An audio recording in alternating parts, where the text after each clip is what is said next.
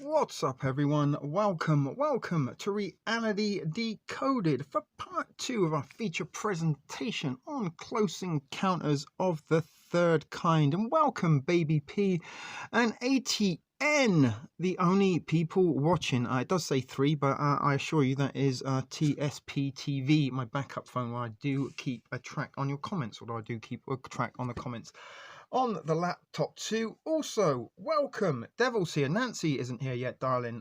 So anyway, we are here again live at Reality Decoded. Let me get rid of the thumbnail for you. There I am in my full black and white glory. Hopefully I'm just gonna get something out of the way of my screen. Let me just rearrange that slightly. There you go. As I said, things in black and white suddenly seem a little bit more profound, and I do look a lot better with the black and white filter. Not that I'm trying to please or be aesthetically appealing. I am just trying to polish the turd, as my old man, bless his soul wherever he may be, always told me I couldn't do. You can't polish a turd, son. And I'm pretty sure he's looking down above at me and saying, like, fucking told you, son, why didn't you listen to me? You can't polish a turd. She is here. Bonsoir, Cajun Agent. Glad to see you here. So we're up to 4 folks watching now. We were a little later than anticipated or advertised this evening, although it was only a couple of minutes. But my goodness, what some fun and games we had yesterday. Sorry, I'm just setting up my camera. It seems a little bit ski with. I think that is somewhat better. I don't know if it is or not. Never mind. Let's just go with it. 5 folks watching now, so slowly and surely the regular offenders arrive. Well, my goodness, there is a stranger for you. Darcy sings a lot. Hello, my darling. Glad to see you managed to find us here at Reality Decoded. Not sure if or not you did find us on the previous streams, but my goodness, yesterday, what a weird and strange series of goodness, start again. What a strange series of events, to say the least. We got the first attempt at doing our live stream yesterday, certainly about 10 minutes or so within the feature presentation, after 30 minutes of me ad-libbing, freestyling and talking to you, letting you know a little bit about what we are to see. All of that is unscripted and now lost and gone forever. I can't remember for the life of me what I did say in some of these little monologues that I do sometimes fall into as part of these live streams. But part of the live stream experience I'm trying to put together is you get a little bit of me talking, let you know a little bit about what we are about to see, and then we do see a feature presentation, which does give me some kind of purpose and sort of does keep me a little bit busy throughout the day.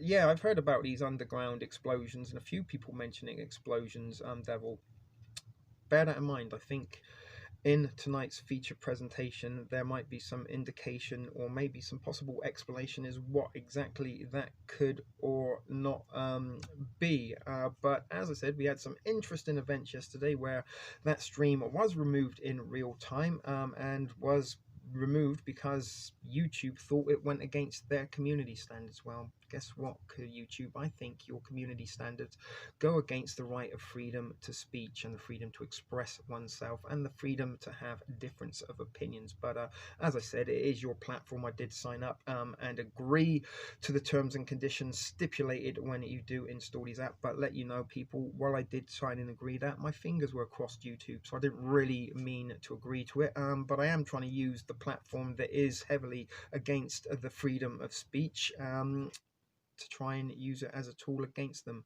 to speak freely about subjects and topics of interest to myself that may indeed be of interest to you guys watching.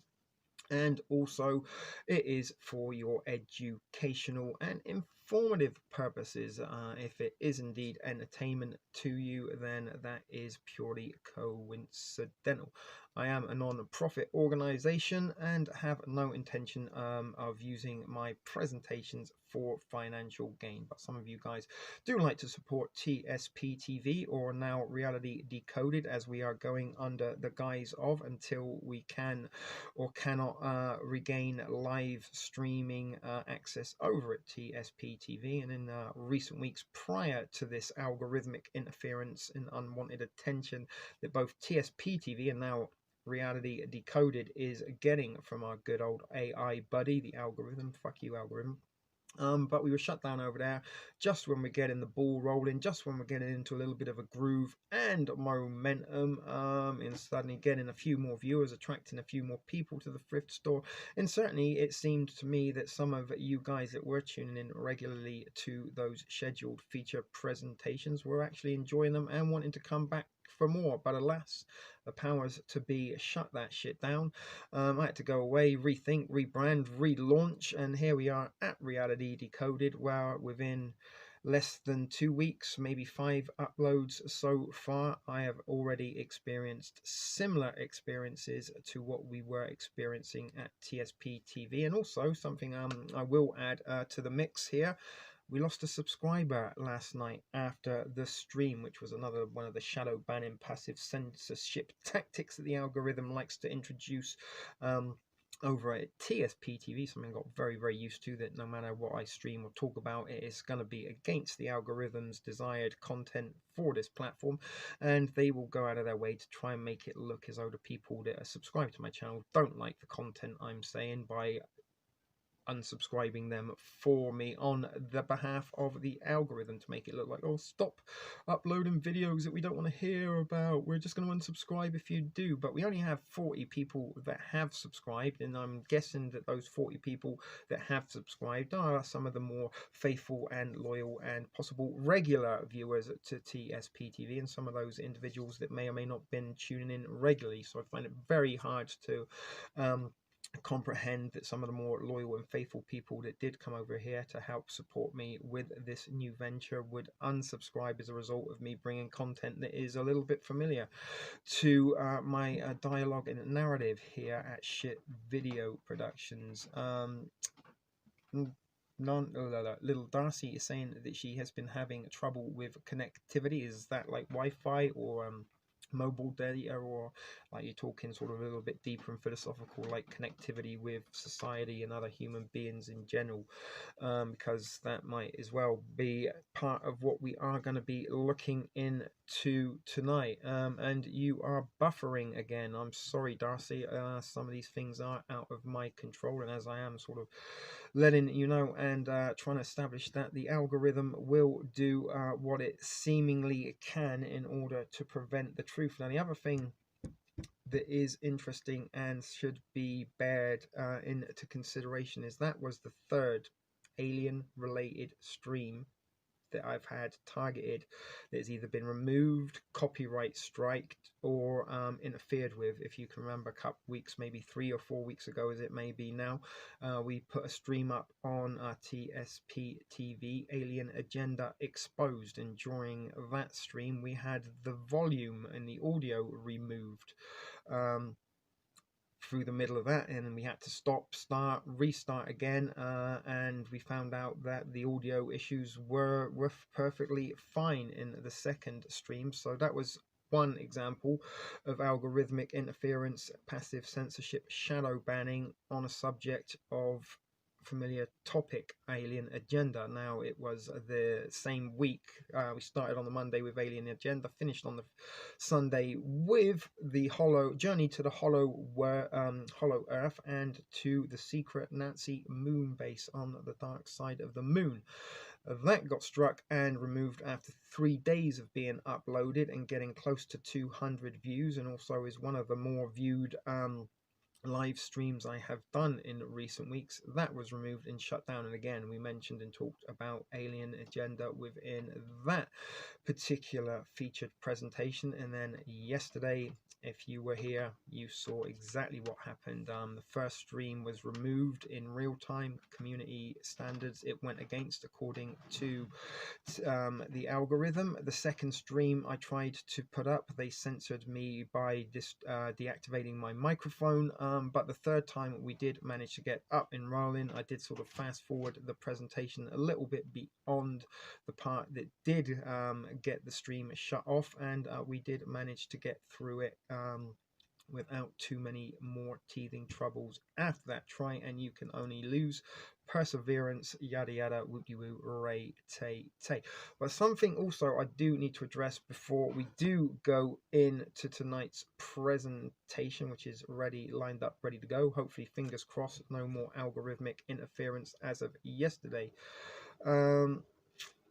It is crazy, baby P, but possibly it is the fact that I am suggesting that the aliens are a hoax and part of a governmental agenda to bring in a new world order as to why they shut me down, as opposed to just talking about their existence or displaying videos of sightings. And again, if we were here yesterday and paying attention, we did realize that there is a controlled opposition side of the alien agenda that is pushing a desired narrative, official narrative, just like the psyops on JFK's assassination at 9/11. There was an official narrative. There is an official and desired narrative that does accompany the agenda, the alien agenda of the elites.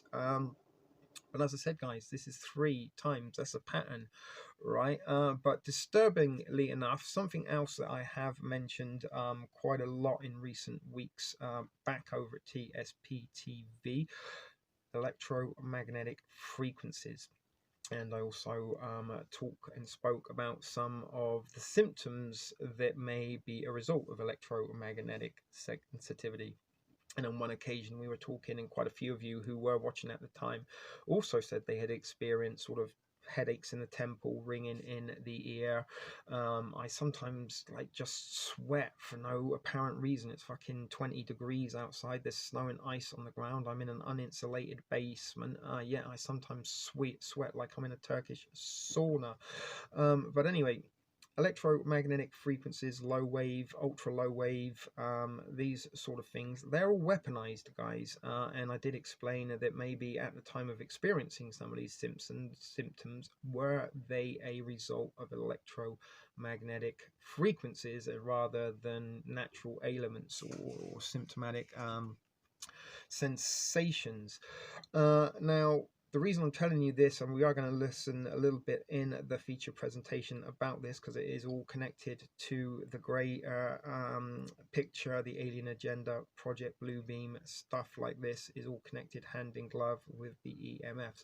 But the reason I am telling you this and why I am some kind of concerned about this is that a YouTuber that I did follow for many years, and certainly a YouTuber that somewhat admired, to be quite honest, and maybe even in a little way, he inspired me to sort of go the truth speaking route over at TSP TV. As you know, in its origins, we started out with humble $20 top-ups at the dollar store, ramen noodles, cans of beans, such forth, in order to make yourself a pantry for emergency purposes.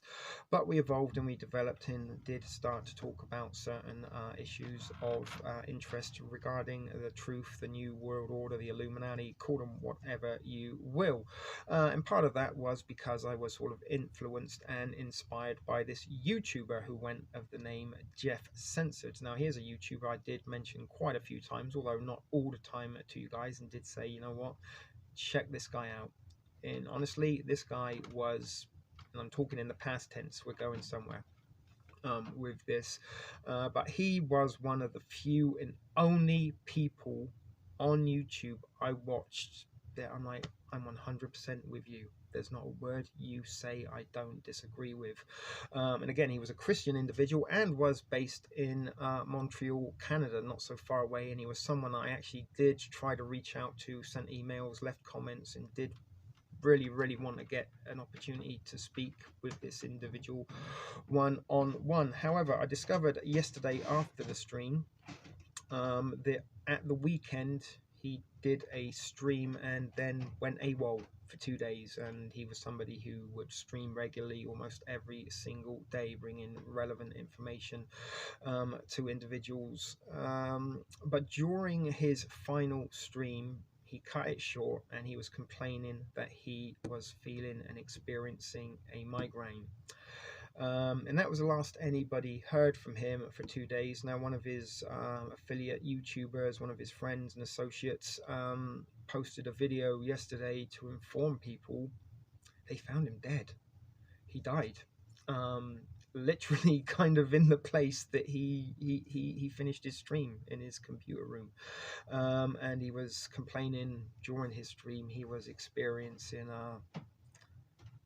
migraines. Now again, something I didn't mention yesterday in part of this stream, because the knowledge, I was unaware of this knowledge, was the fact, and he was called Jeff Censored because he was the most censored YouTuber in history. He had had more channels and videos and copyright strikes, community strikes than any other YouTuber. He was shut down, he started again, he was shut down, he started again, he shut down, he started again. Now, on Sunday, I did take a little bit of a break, as we established yesterday, for the Christmas period, as some of you were also doing the same, and just lounged around, watched some movies, hung out, chilled, ate some food, stuff like that, just kind of had that end of the year downtime. But Sunday I got myself up, thought, right, let's get the ship productions rolling again. And I put possibly a 10, almost 11-hour day in on Sunday of putting together the content that you saw yesterday, and part of the content for today, making thumbnails, putting stuff together, doing all my little edits. Some have used things that you probably don't even notice or aware of. Sometimes I put little alien graphics or flying saucers and stuff in. All of that takes time and effort, not necessarily back-breaking, labor-intensive effort, but it is meticulously long-winded, painstaking effort at times. But anyway, at the end of that 11 hours of finally putting everything together, I plugged my phone in, the battery was down. Put it in my Mylar bag. When I'm not using my phone, I keep them in Mylar bags to reduce any electromagnetic frequencies. But I developed the motherfucking migraine from hell, and I don't even think I've ever had a migraine in my life that was as bad as the one I had in Sunday. And honest to God, I felt like my face was this big and my eye was going to bulge out of my pocket, and the pounding that I had going on was unbearable. In the end, I put on some like icy hot on the side of my head to kind of relieve it.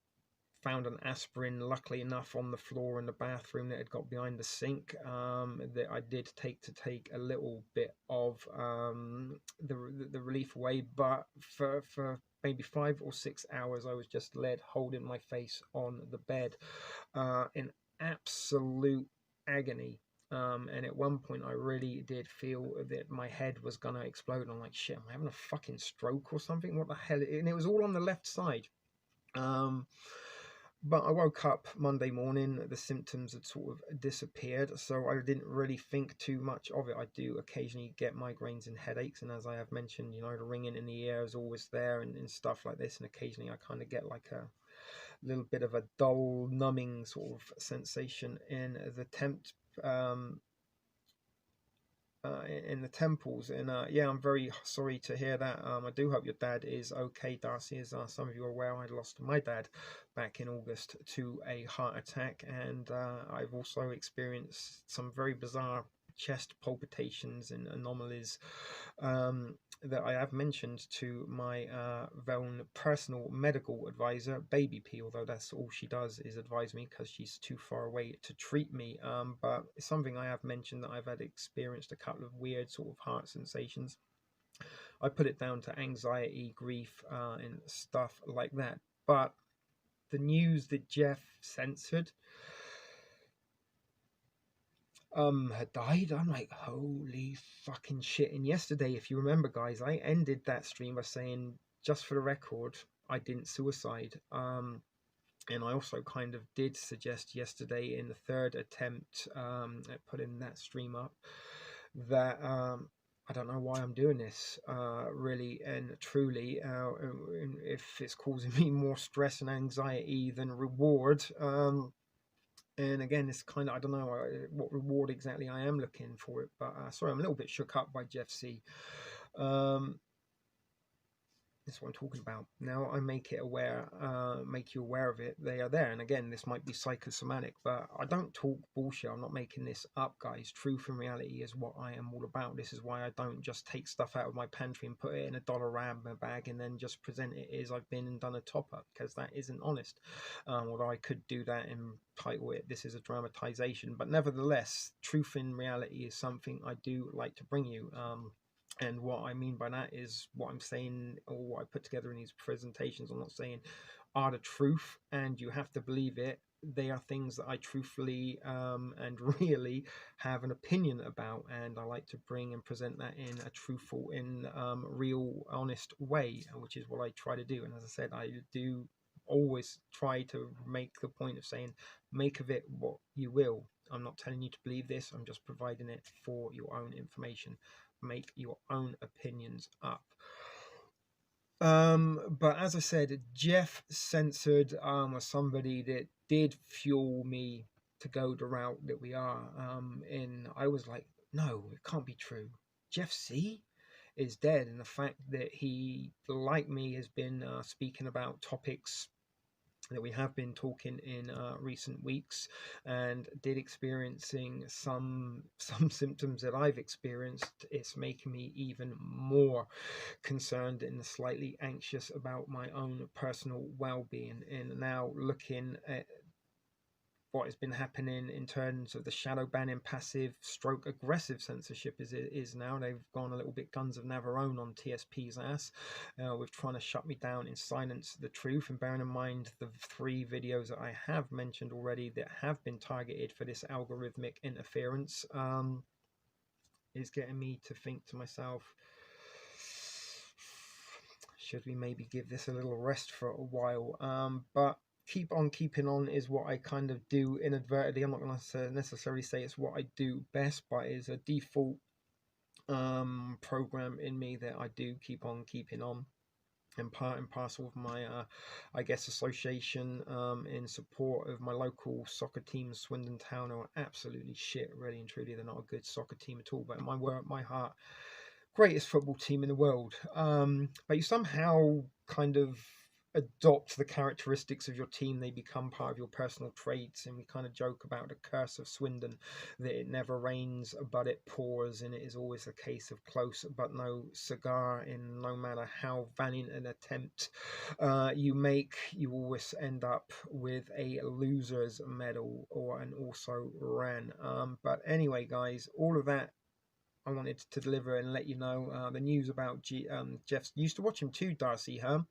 And he did, like, honest to God, he was like really one of the few, if not the only person that I would watch on YouTube and be, this fucking guy gets it. This guy fucking gets it.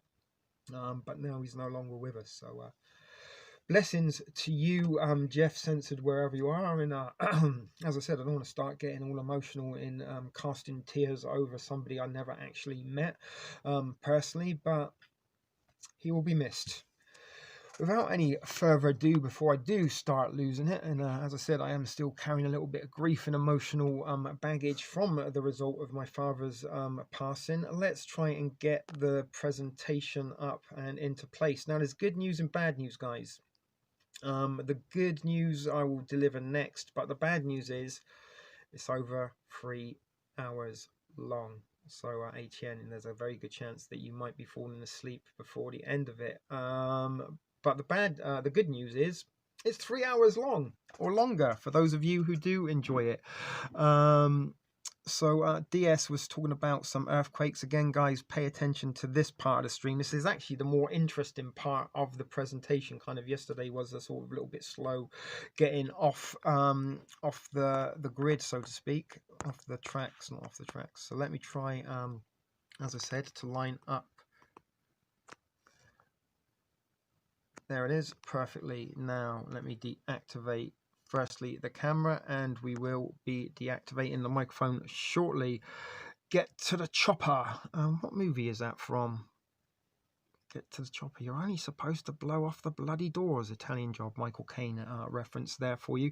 But anyway, as I said, guys, we do have a 3-hour long presentation. It is possibly the longest presentation I have put together for a live stream. So those of you, as I said, who do enjoy long TSP TV, now reality decoded live experiences, you will enjoy this. For those of you who may only be here or tune in to hear me say your name in my cute accent and then decide to go elsewhere when the presentation starts, you might be a little bit disappointed because it's going to be 3 hours before you get to see or hear me live again. So maybe set a reminder and come back then. But hopefully those of you that have tuned in, 7 is saying at the moment, you're all get in place and getting yourself comfortable. Maybe you've got some cocoa or snacks or moonshine, or devil speak is doing the right thing, getting himself a doobie ready to roll, and that is the spirit. So as I said, guys, this is a non-profit channel. This is the following presentation is brought to you under the Fair Use Act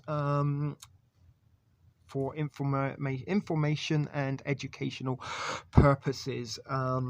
So without further ado, let me shut on the mic. And as I said, we've got 3 hours to get through, and hopefully, fingers crossed, the algorithm will leave us alone tonight. But I'm almost certainly sure we have waved a red flag to him and he's waiting ready to strike. So let's wish that that doesn't happen, and let's get on and away with the presentation.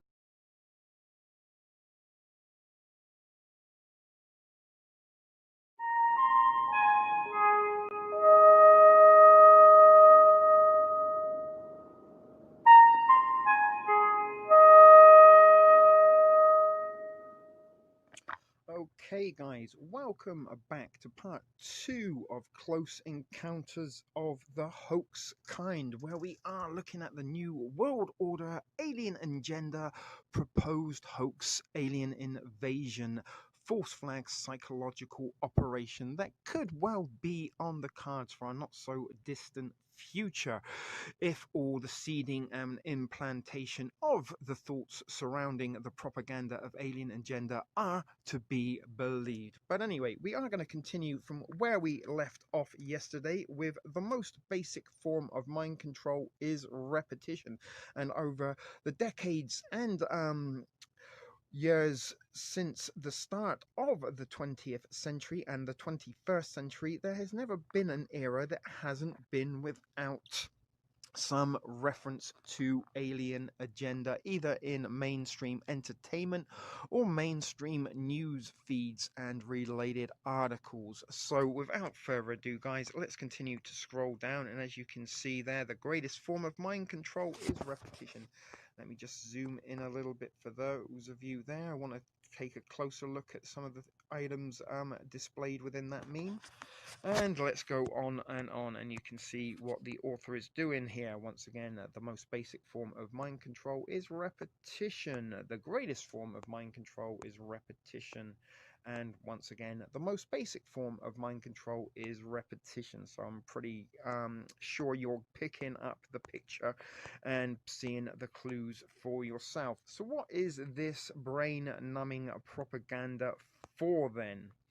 And there's a picture there of somebody wondering, although you can't see it, I'm sure. But let's start to put the pieces together.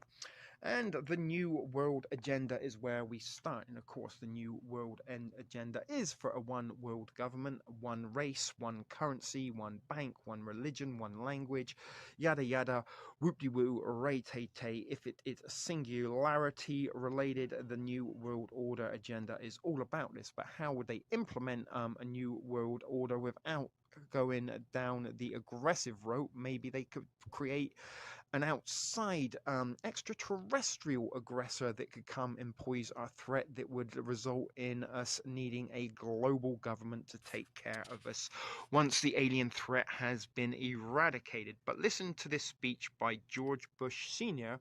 given on September the 11th, 1991, which is coincidentally 10 years prior to the events of a certain Tuesday morning on 9/11/2001, to the exact day.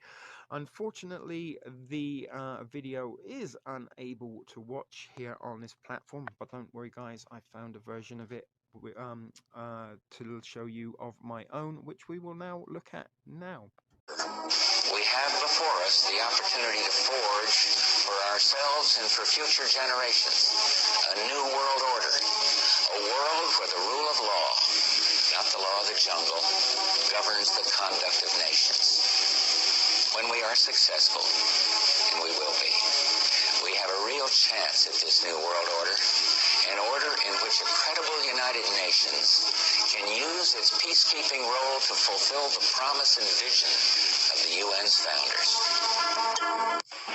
What is at stake is more than one small country. It is a big idea, a new world order, where diverse nations are drawn together in common cause to achieve the universal aspirations of mankind: peace and security, freedom, and the rule of law. Out of these troubled times, our fifth objective, a new world order, can emerge. Now we can see a new world coming into view. A world in which there is a very real prospect of a new world order. The Council on Foreign Relations, known as the CFR, an organization publicly sworn to destroy American national sovereignty and usher in a tyrannical world police state, could not contain their glee on September 12th, the day after the tragic attack. They announced their new world order. There is a chance the President of the United States can use this disaster to carry out what his father, a phrase his father used, I think, only once, and hasn't been used since, and that is a new world order.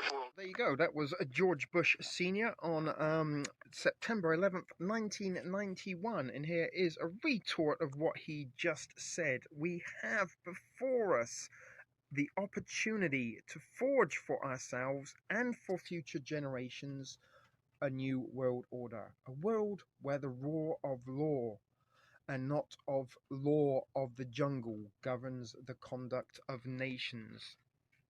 When we are successful, and we will be, we will have a new chance at this new world order. An order in which a credible United Nations can use its peacekeeping role to fulfill the promise and the vision of the UN's founders. You might be thinking, if this totalitarian world police state is as bad as it's made out to be, then no one would accept it, right? Excuse me.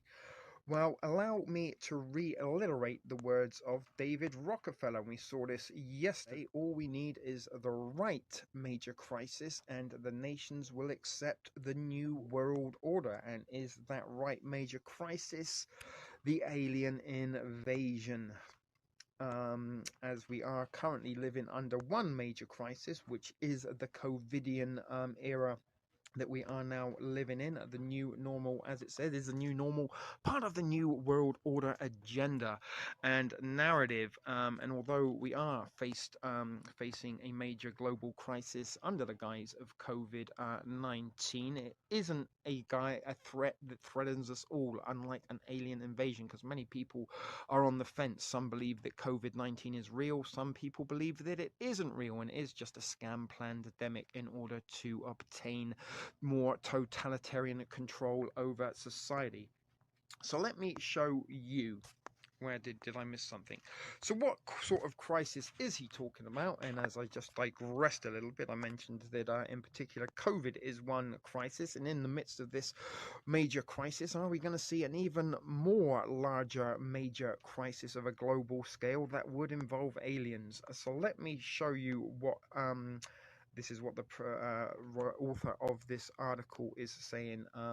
He is going to show you. We know, based on the material presented to you in posts 16 to 22, that the idea of extraterrestrials is a complete lie.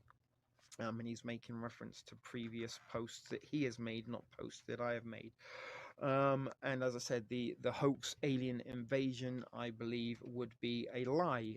Extraterrestrial invasion. I'm not suggesting that extraterrestrials in general are a lie. There could quite possibly be other forms of life in this incredibly large and extensive universe, that we only exist in a very, very tiny part of it. It could indeed very well be that we are living in a simulated reality, computer simulation. No globe, no outer space, no extraterrestrials, no extraterrestrial places, no extraterrestrials. Yet, despite that, as you have seen above, the elite desperately want you to believe that aliens exist. And we did see yesterday some evidence from former presidents. Unfortunately, some of that material is unavailable to watch now. Reason why they have taken that content off of YouTube for your viewing pleasure is questionable, but they might be because they do deter you away from the official narrative and maybe towards a future psyop in the happening. And how they use TV, movies, TV shows, speeches, songs, advertising, etc., etc., to socially condition us to believe in aliens, and not just aliens. They socially condition us to believe in anything they tell us, using the exact same above mentioned methodologies and devices of deliverance. But nevertheless, notice that there is a common narrative in many alien movies, a narrative that is conditioning us to eventually unite under a world government. And that's what I'm saying. Is this the perfect major crisis to usher in a one world order? My goodness, we can't unite as a globe to sort out our domestic differences, but my goodness, when we have extraterrestrial threats to humanity, then maybe humanity can put aside its differences to concentrate efforts on that outside threat. So aliens in threatened the world is the point one of the narrative. Part two would be everybody panics. Countries turn to the United Nations, the one world government. The United Nations one world government saves the day. Everybody lives happily ever after in a tyrannical world police state. Because obviously once the United Nations would be given possibly emergency powers and the status of temporary global government to protect the globe from the alien invaders, then perhaps they would be a little bit unwilling to relinquish that power and status, and therefore we would be in their totalitarian clutches. But speaking of the UN, did you know that they have already started appointing interstellar diplomats? Diplomats that will delve in interstellar relations, I'm guessing. That is despite the fact, as Michio Kaku said earlier, we have yet to find any civilization in space. So let's have a little look at this video. Seen this movie? United States Marine Corps. I'm sorry, Captain. It's a restricted area. I can't let you pass without clearance. Okay. Come here. You want to see my clearance? Maybe I'll just leave this here with you. Let him pass. Let him pass. Will Smith, Independence Day, a movie about aliens invading Earth. But now the United Nations is getting ready for a contact with aliens from outer space. This is Moslin Othman. She's out of Malaysia. She will be planet Earth's first interstellar diplomat. And Michio Kaku is a theoretical physics professor, also host of the Science Channel series, Sci-Fi Science Physics of the Impossible, which is doing great, by the way. How are you doing, by the way? Very good. Nice to see you, Michio. And I don't know, is this a goofy idea? Is this a serious idea? What the world is the UN doing involved in this? Well, don't expect flying saucers to land on the White House lawn anytime soon announcing, "Take me to your leader." It sounds like a goofball idea, but here's the rationale. Sometime later this year, maybe early next year, astronomers will announce that we have discovered Earth-like twins in outer space, and when we gaze out the night sky, somebody may be gazing back at us. So there you go. Interesting ambassadors from the US, UN for interstellar relations. So again, this is supporting and propagating the agenda of the narrative of an alien agenda. Are they going to be coming anytime soon? Are they going to demand to be taken to our leader? As again, one of the programmatics in many of the sci-fi pieces of fiction that have led us to believe in extraterrestrial alien invasions, alien beings, such forth. That is a common phrase among them. Take me to your leader. Some people have even may be aware of the parody of that. Take me to your dealer. And imagine what would happen if we did get a bunch of extraterrestrials high on marijuana. And sorry if you can hear that noise in the background. It is my roommate getting a little vociferous on the telephone with someone. But now you might be wondering how these pesky Freemasons are going to fool the entire world into accepting the New World Order. And there is a character from Stargate saying, indeed, he's wondering why and how they are going to do this. To start to figure out that, let's start with a look at Werner von Braun. And Werner von Braun warning was, you may recall, from a previous post that the author made that we haven't seen. But Werner von Braun was a German, later American aerospace engineer. He was part of the paperclip project that brought some of the National Socialist scientists to the United States of America as the Allied forces cherry-picked their favorite Nazi war criminals for their own nefarious purposes. But he was the individual who was the architect and engineer of the V-2 rocket that the Nazis used to launch attacks upon the United Kingdom during World War II. And he also developed the Saturn V for the United States. He was one of the leading figures in the development of rocket technology in Nazi Germany, where he was a member of the Nazi Party and the SS. Following WW2, he was moved to the United States along with about 1,500 other scientists, technicians, and engineers as part of Operation Paperclip, which I just mentioned, where he developed the NASA rockets that launched the United States' first space satellite, Explorer 1, and the, in brackets, fake Apollo program manned lunar landings. There is a picture of him and a cute little emoji. I'm pretty sure our Cajun agent will love that little emoji there.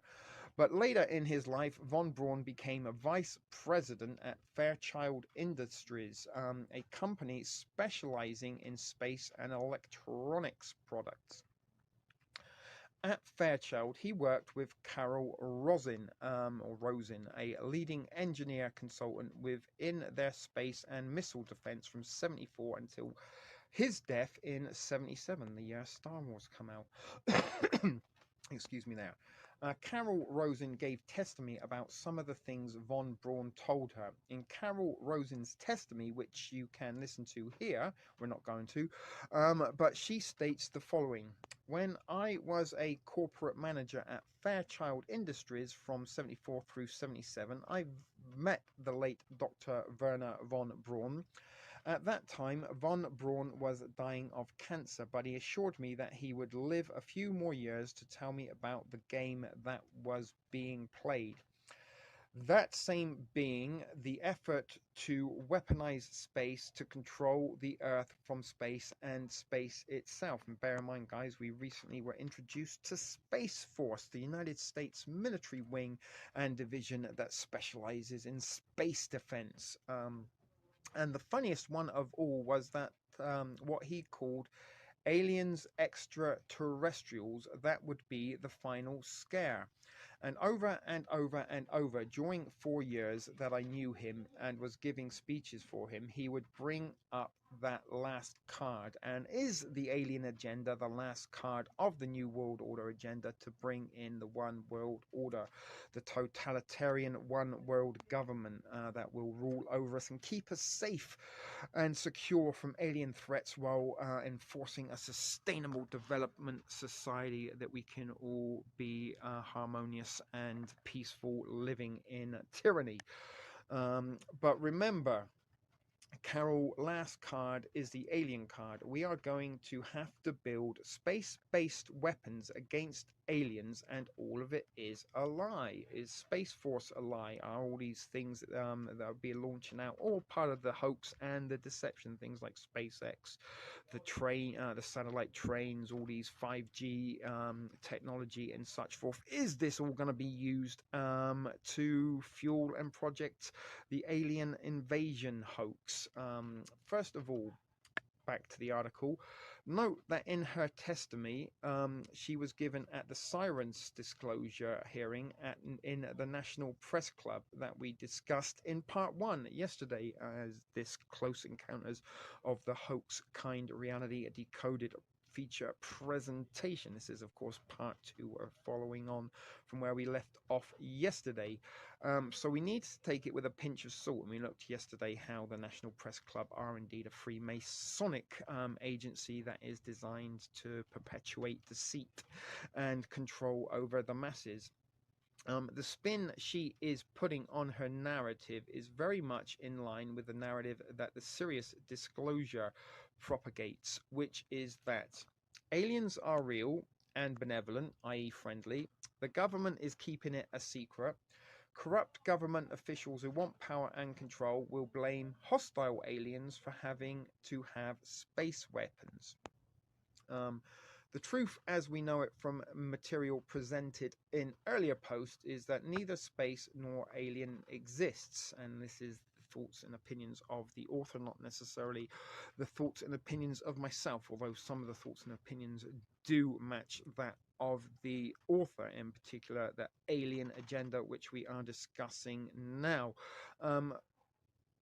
And they, where are we? In earlier posts, that's neither space or alien exists, and the problem goes well beyond just government officials.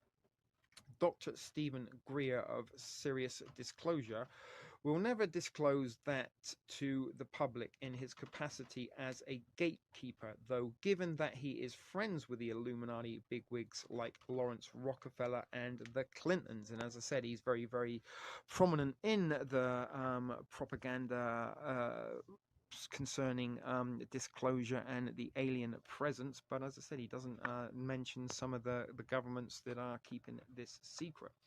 But nonetheless, Carol Rosen's words are strongly indicative that the elite have space weapons and will use them in some sort of alien deception. Whoosh with their heat ray, the quote from War of the Worlds.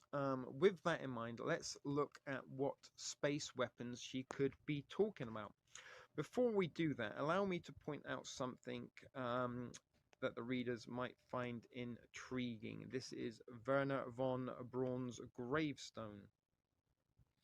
As you can see, his parting message to the worms was Psalm 19:1, 911 there for you guys, which says, "The heavens declare the glory of God, and the firmament streweth his handiwork." Make of that what you will.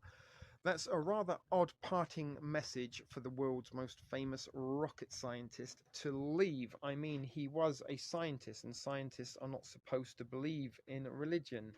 And he shot rockets into space, right? Right? Yeah, right.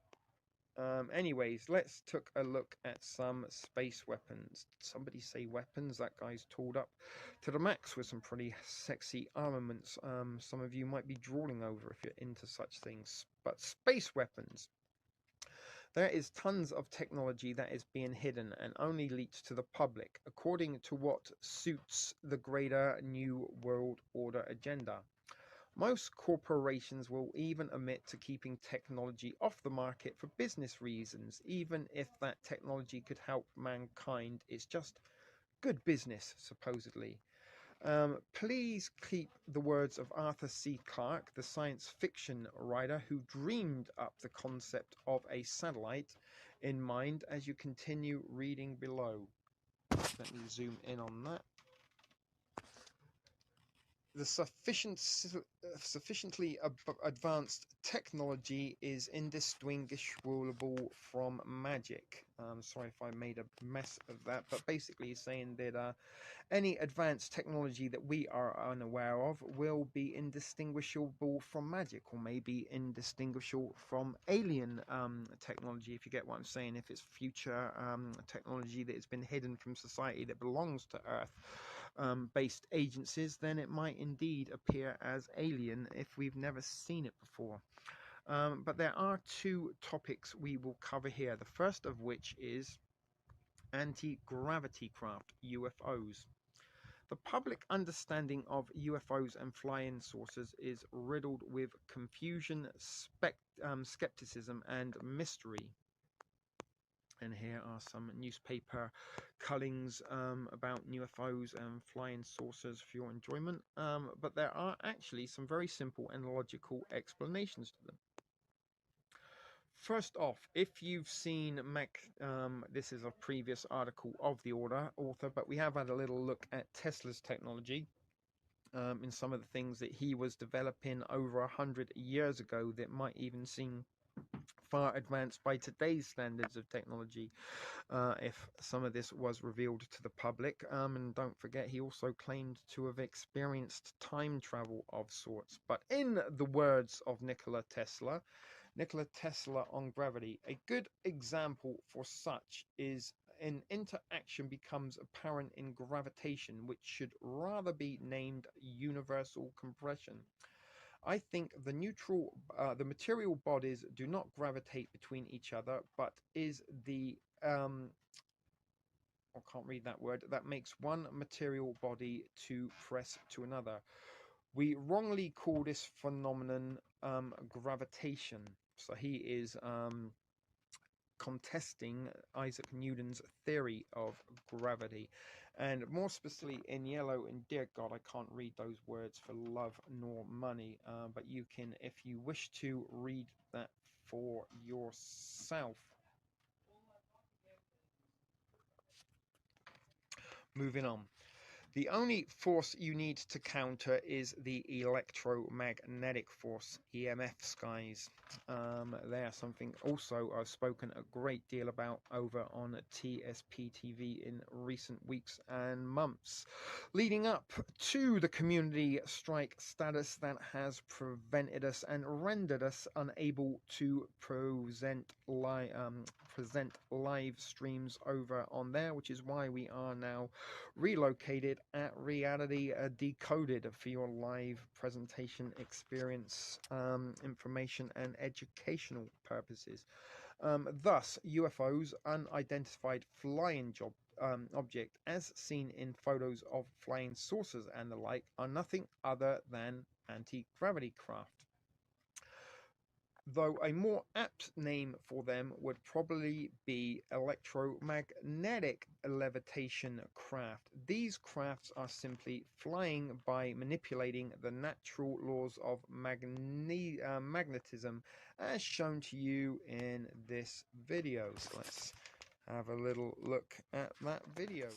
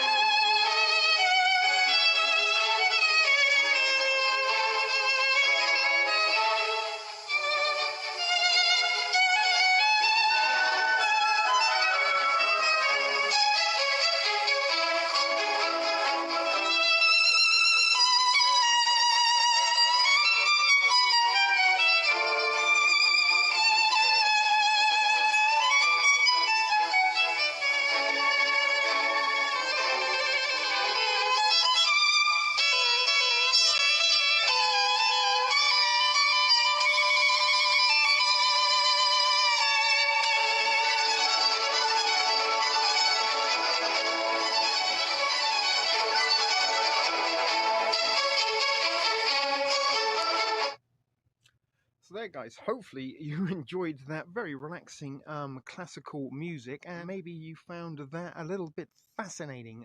Indeed, imagine being a kid and having those little flying saucers to play with your little army men in train sets. That would be absolutely fantastic. But as you can see, guys, this technology exists. It is there. If you can make a little tiny disc spin around on a metal magnetic device, then maybe you could replicate that on a larger scale. And maybe all these 5G towers and stuff like that are actually providing the magnetic grid for some of these anti-gravity craft to be able to traverse on, if you get what I'm saying, guys. But anyway, let's move on a little bit more. And here are some images from the Nikola Tesla patents, and these are things that he patented back in the 1800s, in early 1900s. And there is a short video which is unavailable for us to watch, but here are some photographs like these show the Tesla technology has been put to good use by those keeping his inventions secret. Let's zoom in there for you if you can see those. There we are, some of his what looks like flying saucer technology that he created over 100 years ago. Now consider this. NASA gets $20 billion per year for the Mars Curiosity mission alone, and the output from that money is a collection of rubbish Photoshop images, which is, you saw countless examples in The Greatest Liar of All Time. How Big is America? Some images there, courtesy of NASA, 2007, and then in 2012 it got bigger by the looks of things. But anyway, so with that in mind, it's not a big leap to think that they could have used that money to develop Tesla's flying saucer technology further, redirecting of funds into black budget operations, if you know what I mean. Money laundering and such forth like that, channeling of redirecting things into hidden files that are classified, yada yada, wooty woo, ray tay tay. Not gonna go out on a limb and say that has possibly happened before, once or twice, in governmental agencies. Where they've obtained funding for one thing but used it for another nefarious purpose. But surely they must have come a long way in the 105 years since Tesla said this. And bear in mind, over 105 years ago, he developed this technology that was considered not fit for human public viewing, and was confiscated and landed in the hands of the Trump family. Where they have maintained ownership of such his research and technology and such forth all belongs to the Trumps now. But he was carrying out this experimentation. He did have all of this technology in the 1800s, early 1900s, a long, long, long time ago. And even by today's standards, when we see this Tesla type technology at work, it seems very futuristic and alien, I guess, to many folk who are unaware that this technology does exist and has existed for over a century. So just how developed and advanced is it now? If you look at aircraft and automobiles 100 years ago to what they look like now, quite a contrast, right, guys? But anyway, back 105 years ago, or probably longer at time of recording, because this article did come out in 2016. So at the start of the 20th century, Tesla said this: the application of this principle will give the world a flying machine unlike anything that has ever been suggested before. It will have no planes, no screws, propellers, or devices of any kind hitherto used. It will be small and compact, excessively swift, and above all perfectly safe in the greatest storm. It can be built of any size and can carry any weight that may be desired. And that was written in The Sun, New York, 1911. Again, another 9/11 reference there. Tesla promises big things. Here is an interesting article that I'd recommend reading for all of those who want more details on Nikola Tesla's UFO patent confiscated by the NSA. most UFOs are Tesla powered. An interesting article for you to look up yourself if you want to. As I said, this is still a very, very long article, and we can't be clicking on all the links, or this would turn out to be a never-ending 10-hour stream, I'm guessing. But although it would end if it was 10 hours long, it would end after 10 hours. But you know what I'm getting at, guys. There are many juicy details in that article, but allow me to highlight one passage in particular. In bright sunlight, the aircraft stroke spacecraft may seem surrounded by hot air, a slight magnetic distortion of the light. In semi-darkness and night, the metal sheets glow, even though a thin ceramic outer hull with different color. The visible light is a byproduct of the electricity flowing over the metal sheets according to the frequencies used. With that in mind, watch this. This is the most famous UFO sighting over Washington, D.C.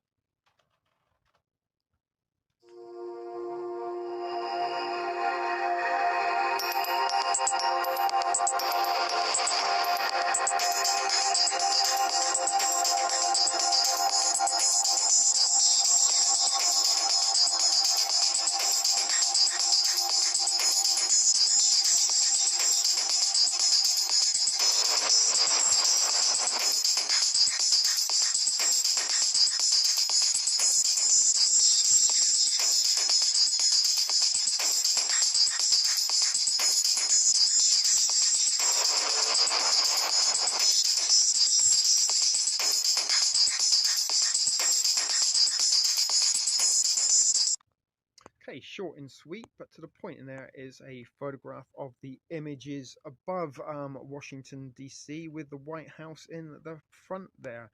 And you can also see a little bit of blue beaming going on, perhaps. The blue beam references seeing quite obvious. This clearly illustrates the possibilities that are possible with the sort of technology that we discussed above.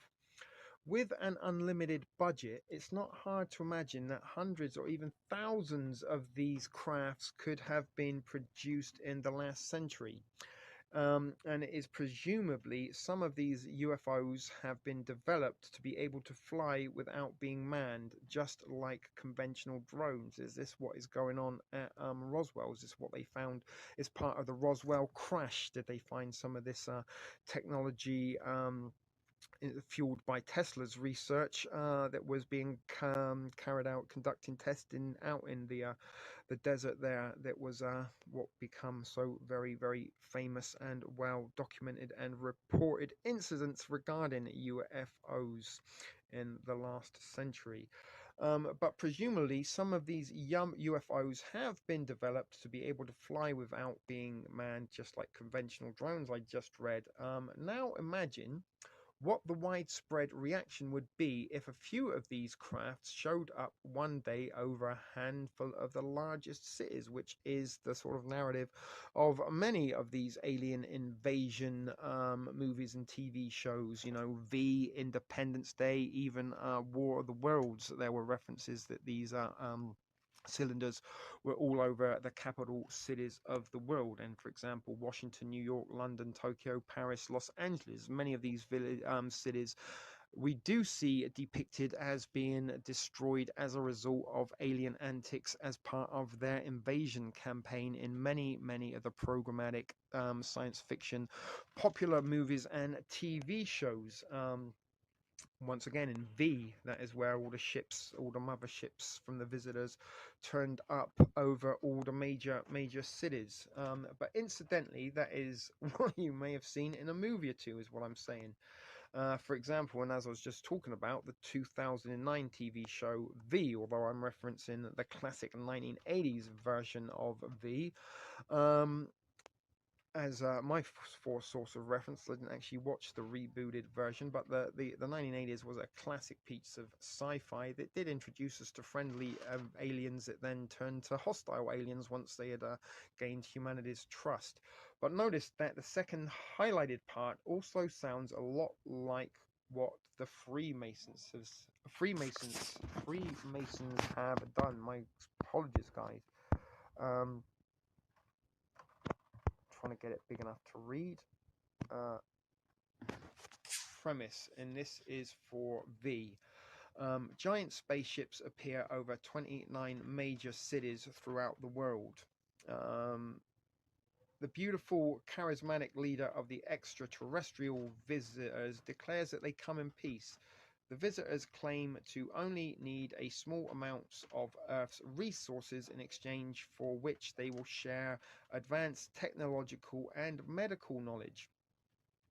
As a small number of humans begin to doubt the sincerity of the seemingly benevolent visitors, Agent Erica Evans discovers that the aliens are actually reptilian humanoids wearing pseudo-human skin and have spent decades infiltrating human government, businesses and religious institutes, and are now in the final stages of their plan to take over the Earth. Erica joins the resistance movement, which includes Ryan, a visitor sleeper agent who over time developed human emotions and now wants to save humanity. And here is the plot of Independence Day, 1996. An enormous mothership has... I can't read it, it's too small, guys. You can read it yourself, but you do understand, if you've seen Independence Day, that large motherships do descend over all the major cities, and then eventually they do start their path of destruction as they do try to conquest Earth. And the Signs 2002, another similar rhetoric that alien motherships descend and hover over large major cities. District 9, another recent piece of fiction in which alien refugees come to Earth looking for salvation and sanctuary from a war-torn galaxy, and then are sort of given sort of a little bit of a space to live in and are treated quite terribly in actual fact. But an alien ship inexplicably stops over Johannesburg, another major city of the world. When investigator teams enter the ship, they discover a population of sick and malnourished extraterrestrials who have become nicknamed prawns. The South African government confines the aliens to District 9, a government camp, FEMA camp maybe, concentration camp, death camp, whatever you want to label it as, that is located right outside of Johannesburg. 28 years later, in 2010, following a period of conflict between the aliens and the locals living near District 9, the government hires private military company to relocate the aliens to a new interment. Sorry, it's so fucking small I can't read it even magnified. I'm struggling to read there. But anyway, you get the picture, guys, that in all these sci-fi fictional movies regarding alien invasions, they do seem to turn up over all the major cities, just as stated above. Let's go back from the Freemasons here, wherever it was, but we've lost it. Never mind, let's continue to go forward, not back, guys. As I said, it is a long thing, long article to get through. But what if I told you this was all predictive programming? And there is what's his name from the Matrix. What if I told you the red pill and the blue pill came from the same propaganda factory, guys? There's an interesting conundrum for you. Needless to say, anti-gravity technology could easily give world leaders a perfectly good reason to unite against a common enemy. That said, that technology pales in comparison to what you will see next. And I'm going to take a little break now to refresh myself and maybe get a little bit of a smoke break. So I'll see you in a second. To relive the excitement that is the most extraordinary miniseries ever. A daring TV journalist struggling to uncover the startling truth behind the aliens' visit to Earth. And a beautiful and brave young scientist fighting for the very survival of the human race. Together they take you on a fantastic this world. Prepare for V. Next. V. It was 1983 when TV audiences first saw this miniseries about an alien invasion of the planet Earth. Almost 30 years later, V is regarded as both a landmark piece of science fiction and good old-fashioned entertaining television. I should point out that I am a huge fan of V, and I try to watch the entire series at least once a year. Now, even though V premiered 3 decades ago, it's still popular among science fiction fans. So why does V still endure after all these years? What is it about the story that continues to capture the imagination of so many viewers? In order to answer these questions, we have to go back and take another look at the miniseries V.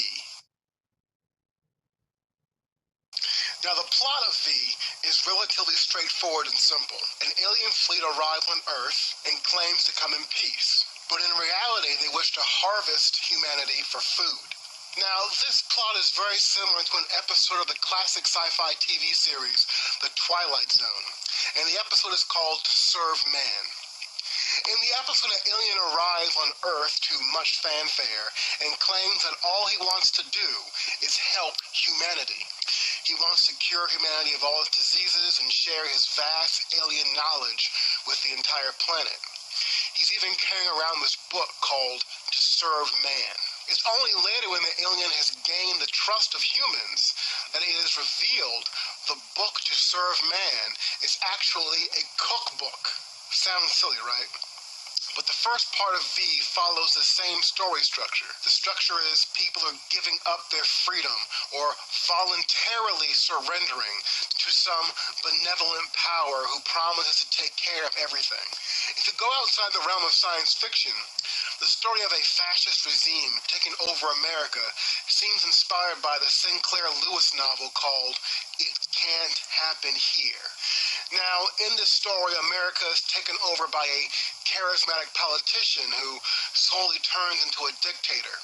And ordinary people have to fight back with armed resistance. Now, in the original drafts of V, the draft was called Storm Warnings, and it was a fascist government that took over the country. It was similar to It Can't Happen Here. A fascist government has taken over control of the country. The bosses at NBC did not like this idea and sought to exploit the popularity of Star Wars, so they later replaced the idea of fascist humans with conquering, invading aliens, and the series known as V was born.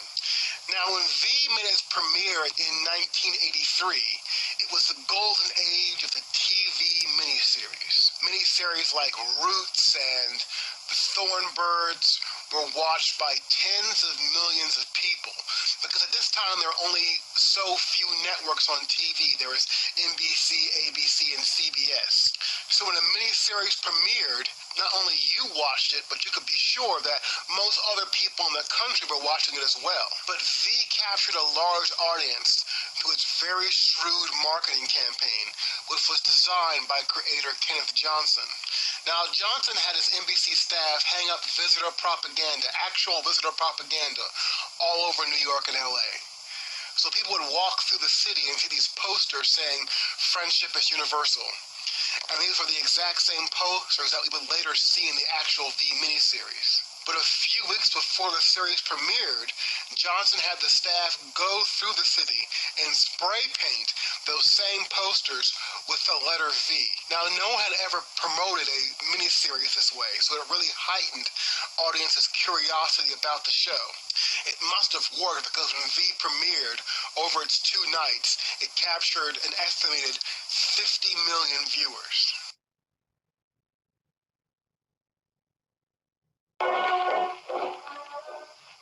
Ladies and gentlemen, we interrupt our program of dance music to bring you a special bulletin from the Intercontinental Radio News. At 20 minutes before 8 Central Time, Professor Farrell of the Mount Jennings Observatory, Chicago, Illinois, reports observing several explosions of incandescent gas occurring at regular intervals on the planet Mars.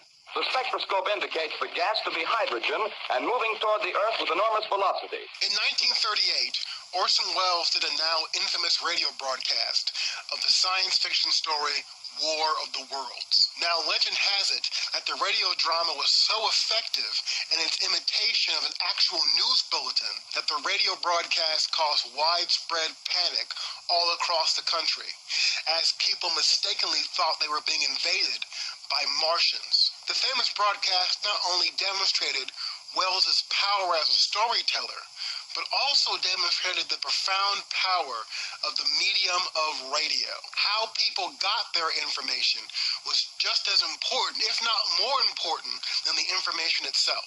40 years later, in V, we see the power of a different media. In this case, the medium of television. Television and the power of television plays a significant role in the V series. Let's think about this. The opening scenes from the series, we see a TV broadcast from a battle in El Salvador. It is here where we first meet the show's main character, a TV cameraman named Mike Donovan. Now, when the visitors finally arrive, these ensemble cast all watch the event via television. In fact, the first 30 minutes of the series are all shots of people entranced by what they're watching on their TV sets. This is effective because it allows the show's creators to introduce and organize all these different characters we're going to be meeting. But we also see the importance of TV as a medium for spreading information and forming public opinions.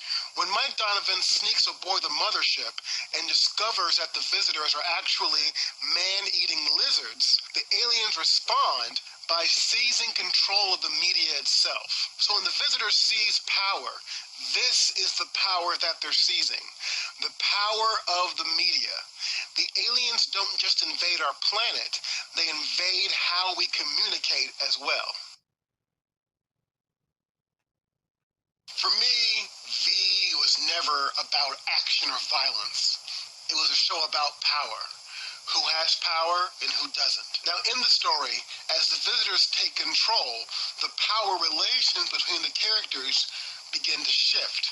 In one of my favorite scenes, we see two parents who have become terrified of their son because he's been recruited by the visitors. It won't be lost on viewers that the visitors are supposed to be references to the Nazis and the Nazi Empire. One of the series' characters is even a Holocaust survivor who sees the persecution of scientists as an eerie reminder of what happened to Jews in Nazi Germany. These not-so-subtle references to Nazism tell us what the story arc of V is really doing, which is reenacting the story of World War II. The victory over the Nazis in World War II has become part of the mythology of American history. The conquest of Europe by fascists, the uniting of all Americans, rich, poor, black and white, male and female, and the country's subsequent victory over the Nazis is a story that has been reimagined in countless other forms. The story of a ragtag group of human rebels fighting off an alien invasion proved so popular that V was made into a weekly series in 1984, but it was canceled after only one season. V remained popular for several years and even was rebooted in 2010 as a series on ABC, but I feel the original miniseries will stand the test of time. Thanks for listening. Hopefully you enjoyed that little diversion as we looked at the mini-series V and how particular it made reference to Nazi or fascist invasions of the United States in America, and it could indeed provide one possible and plausible plot for the elites and their intended alien agenda should we see a false flag hoax alien invasion in the not so distant future. And goodness knows, guys, 2020 was strange enough. What the fuck is 2021 gonna hold in store for us? As some of you may know, the sequels are often bigger, better, and sometimes have a higher death toll. So moving swiftly along, bearing in mind, that being said, the technology that we just witnessed pales in comparison to what we are about to see next, guys. And here we go. Project Bluebeam, something TSP TV and myself has brought to you hours and hours of information and related articles to the possibility that COVID-19 is in fact the cover-up and the distraction to keep our eyes averted from looking to what they are really doing, and that could possibly be setting up the final pieces that they need to implicate Project Bluebeam, guys. As I said, I don't think there's many people that have, I mean, there probably is, but there's certainly something that I have talked extensively about is Project Bluebeam, and for some time since the formation of TSP TV and now Reality Decoded, part of the Ship Video Production Group, something I have many occasions have mentioned is the false flag alien invasion, and in reference to Project Bluebeam. So let's continue with what the author of this particular presentation and article has to say about Project Bluebeam that will complement and supplement already the existing information provided to you by myself over on TSP TV. There is a playlist and 6 videos and close to 20 hours of footage and information on Project Bluebeam. But first of all, this is one of the most important topics for you to research right now. And this was back in 2016 and ever more prominent in 2020 contemporary times, that you go out of your way and do a little bit further research. And why not start that research by checking out TSP TV's playlist on Project Bluebeam. And this is one that has stayed well hidden, but not so hidden for a very long time. Note that any official information about it is hard to come by, but it is nonetheless very real. Project Bluebeam is without a doubt one of the critical, and notice critical is, crucial importance to the establishment of the NWO. So I implore you to research it for yourself beyond what you will see here if you don't want to become a victim of it. And again, I reiterate, go check out TSP TV's playlist on Project Bluebeam, something I have extensively researched and brought to you information for educational purposes to watch at your leisure. And again, we don't really have much of 2020 left, so if not that research carries on over into 2021, I do encourage you to look into it yourself. Further on, let's carry on with this particular article. With that being said, let's look at what all the fuss is about. First, we will look at some holographic technology, and then you will learn exactly what Project Bluebeam involves. So holograms to start with. Watch these 4 short videos, which unfortunately, the first one, second one, isn't available to watch, but here is the third one. Let's have a little look at this.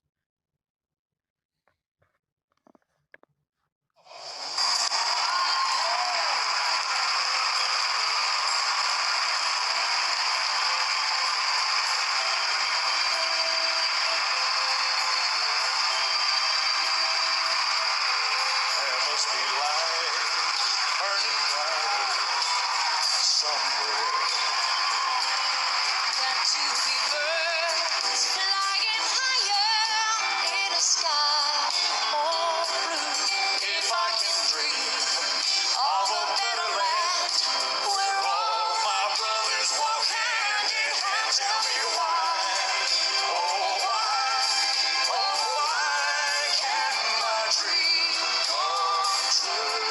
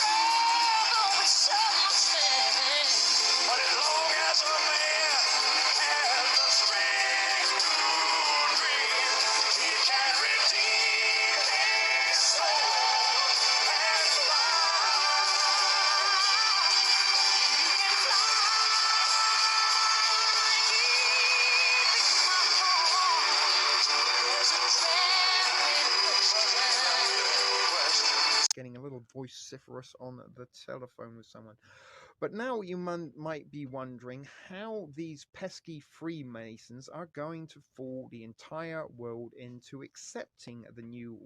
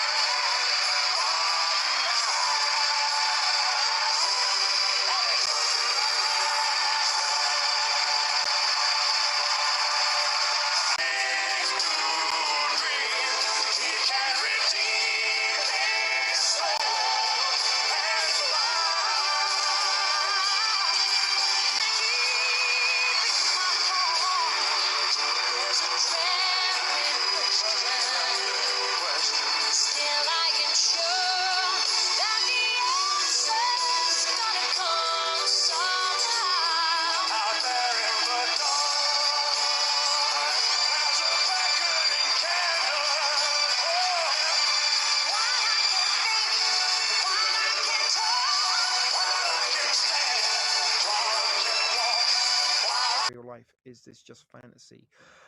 Being able to manufacture convincing audio or video, they say, might be the difference. Not Steiner, it is the result of voice morphing technology developed in the Los Alamos National Laboratory in New Mexico. By taking just a 10-minute digital recording of Steiner's voice, scientist George Papkun is able to, in near real time, to clone speech patterns and develop an accurate facsimile. Steiner was so impressed he asked for a copy of his tape. Steiner was hardly the first or last victim to be spoofed by Papkin's team members. To refine their method, they took various high-quality recordings of generals and experimented with creating fake statements. One of the most memorable is Colin Powell stating, "I am being treated well by my captors." They chose to have him say something he would never otherwise have said, chuckled one of Papkin's colleagues. A box of chocolates is like war. Most Americans were introduced to the tricks of the digital age in the movie Forrest Gump, when the character played by Tom Hanks appeared to shake hands with President Kennedy. For Hollywood, it is special effects. For covert operations in the U.S. military and intelligence agencies, it's a weapon of the future. Once you can take any kind of information and reduce it into ones and zeros, you can do some pretty interesting things, says Daniel T. Kuel, chairman of the Information Operation Department of the National Defense University in Washington, the military's school for information warfare. Digital morphing, voice, video, and photo has come of age, available for use in psychological operations, PSYOPs as the military calls it. seek to exploit human vulnerabilities in enemy governments, militaries, and populations to pursue national and battlefield objectives. To some, PsyOps is a backwater military discipline of leaflet dropping and radio propaganda. To a growing group of information war technologists, it is the nexus of a fantasy and reality. Is this a real life? Is this just fantasy? Being able to manufacture convincing audio or video, they say, might be the difference in a successful military operation or coup. Allah on the holodeck. Pentagon planners started to discuss the digital morphing after Iraq's invasion of Kuwait in 1990. Covert operations kicked around the idea of creating a computer-faked videotape of Saddam Hussein crying or shouting other such manly weaknesses, or showing, other such manly weaknesses, or in some sexually compromising situation. The nascent plan was for the tapes to be flooded into Iraq and the Arab world. The tape war never proceeded, killed participants, say, by bureaucratic fights over jurisdiction, skepticism over the technology, and the concerns raised by an Arab coalition partners. But the strategic PSYOPs scheming didn't die. What if the US projected a holographic image of Allah floating over Baghdad, urging the Iraqi people and army to rise up against Saddam, a senior Air Force officer asked in 1990? According to a military physicist giving the task of looking into the hologram idea, the feasibility had been established of projecting a large three-dimensional objects that appeared to float in the air. But doing so over the skies of Iraq to project such a hologram over Baghdad on the order of several hundred feet, they calculated would take a mirror more than a mile square in space, as well as huge projectors and power sources. And besides, investigators came back, what does Allah look like? The Gulf War hologram story might be dismissed were it not the cause of case that WashingtonPost.com has learned that a super secret program was established in 1994 to pursue the very technology for PSYOPs application. The holographic projector is described in a classified Air Force document as a system to project information power from space. Maybe this is what what's his name, Elon Musk, and his SpaceX satellites are really all about, guys. And maybe this is why we are being distracted by all of this goings on by the COVID narrative. To project information from space for special operation deception missions. Voice morphing, fake video, holographic projection. They sound more like Mission Impossible and Star Trek gimmicks than weapons, yet for each there are corresponding and growing research efforts as the technologies improve and offensive information warfare expands. Now, bear in mind, guys, this article did come out in 1999, 21 years ago. One can only imagine how they've evolved and adapted this technology in today's standards. Whereas early voice morphing required cutting and pasting speech to put letters or words together to make a composite, Papcom software developed at Los Alamos can far more accurately replicate the way one actually speaks. Eliminated the robotic intonations. So the irony is that after Papcom finished his speech cloning research, there were no takers in the military. Luckily for him, Hollywood is interested. The promise of creating a virtual Clark Gable, Elvis Presley, is mightier than the sword. And also in recent years, Disney introduced Grand Moff Tarkin to Rogue One, as well as a very young Princess Leia in the Star Wars Rogue One movie. But video and photo manipulation has already raised profound questions of authenticity for journalistic world. With audio joining the mix, it's not only journalists but also privacy advocates and the conspiracy-minded who will no doubt ponder the worrisome mischief that lurks in the not-so-distant future.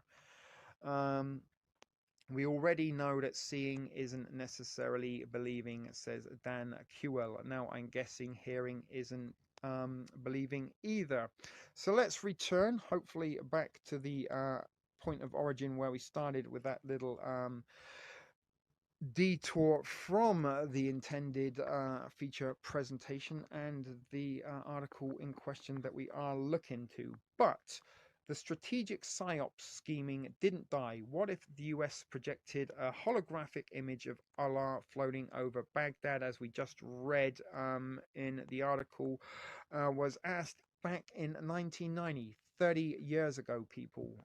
So again, a lot can happen in 30 years. Bearing in mind, in 1939, man only had propeller aircraft to fight its warfare, and then allegedly in 1969, 30 years later, they had the technology to put a man on the moon, if you want to believe in all of that. But nevertheless, according to a military science physicist, given the task of looking into the hologram idea, the feasibility had been established of projecting large three-dimensional objects that appeared to float in the air.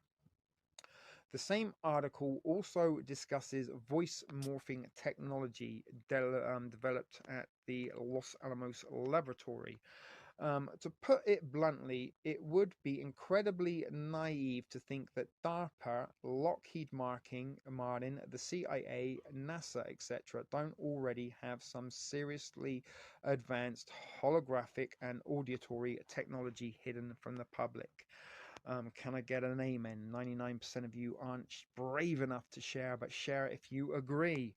You might get the idea after watching two 2-minute videos, and again, unfortunately, one of them isn't available and two of them aren't available to watch. So moving further on, below is the basic model of how holograms work. I won't go into any technical details in this post, but you can learn more about them. Components of a hologram. So you have a laser, an object, a mirror, reflectors, such forth. You can see that for yourself. For some reason, those words are extremely blurry for me. Most sources will tell you that holograms, like the planes on 9/11, require satellites or maybe 5G towers. But as you may have seen, the greatest liars of all time, in particular this video, satellites are not real. Again, we're not going to click on that video. But I am a strong believer that the events of 9/11 could well have been a prototype dummy run for Project Bluebeam and testing out the technology to see if holographic imagery and directed energy weaponry could be used against humanity and could be used to deceive the population and television audiences that tuned in to watch that special PSYOP live event back on Tuesday, September the 11th, 2001. Now, you're probably wondering how holographs on that scale would work without satellites. For a clue, we can refer you to the video below, which shows you how you can make a hologram with just some simple materials and your smartphone. Luckily enough, this video is available to watch. Get ready, guys, because you're about to learn how to make your very own hologram.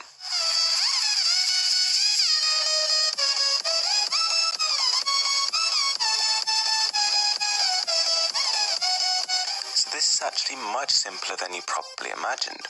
All you're going to need is graph paper, a CD case that's been lying around, just an old one will do, some tape, a pen, a pair of scissors, a smartphone, and a knife or glass cutter. So basically, we start by drawing out a basic rhombus shape. Try and get yours as close to this as possible, with the dimensions 1 centimeter by 3.5 centimeters by 6 centimeters. If you're feeling ambitious, you could always try and sort of double those or triple those, and you will get a nicer effect, but just for ease of use and sort of getting this on camera, we're going for that size. So you get your little paper template, and then just before we start cutting, just take off the sides of the CD case because they're just going to get in the way. You don't need them at all.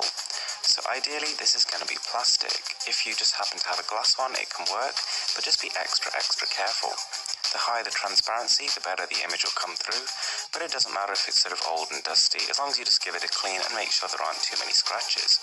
So then get a scalpel, a knife or a glass cutter, and again very carefully trace around the template. Once you've cut your first one out, you can then use that to get the others. Then you can see I've actually slightly broken mine. Shouldn't be too much of an issue.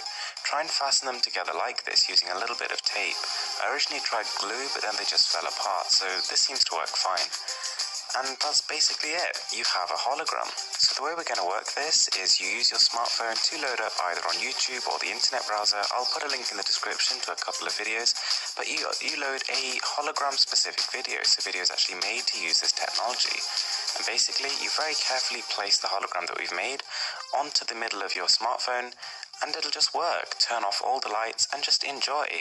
You actually get a full 360 degrees of vision. And obviously the clearer the sort of plastic or glass you use and the less of a mess you make of it, the nicer the picture's going to be. You can see I've got some glue stains from my first failed attempt, and the tape doesn't exactly look great, but this is incredibly cool. Thanks for watching, guys. I hope you enjoyed this video. So there you go, guys, how easy it is to create a hologram of your own. Maybe we might even try to do that ourselves one day for future presentation purposes. And maybe if you are inclined to, you could do it at home. Maybe send me the video of your results and I will include it in a future presentation if you so desire. But the key thing to note is in the video above is that you don't need a light source from above to create a 3D holographic image. In other words, ground-based holographic technology is all that should be required. And is this why they are going to such a large extent to put up so many 5G towers?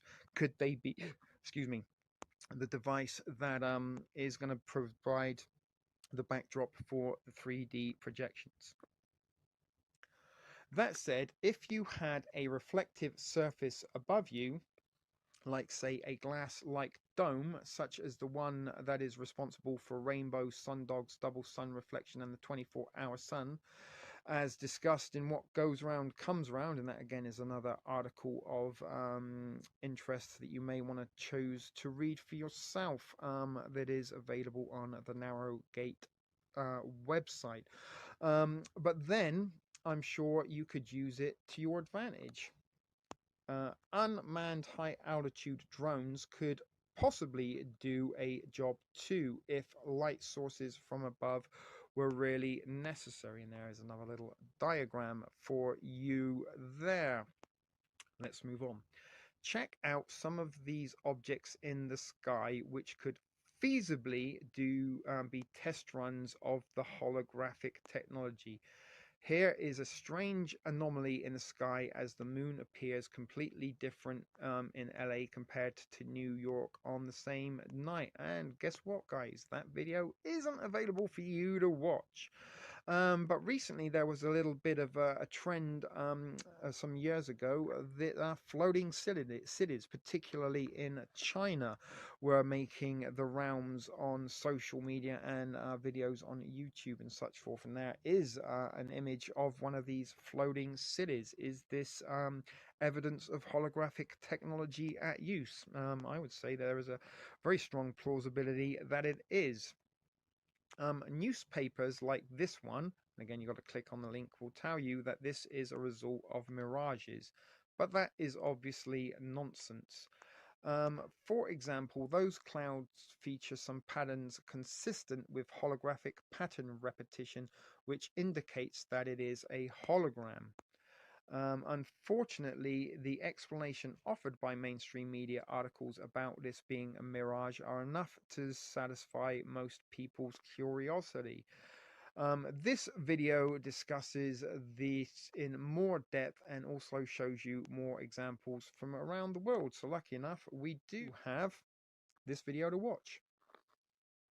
So I don't know if you guys saw this over the weekend, but there was hundreds of people reporting they saw a floating city in the skies above China. It was on Chinese news stations, and there's even a clip of it.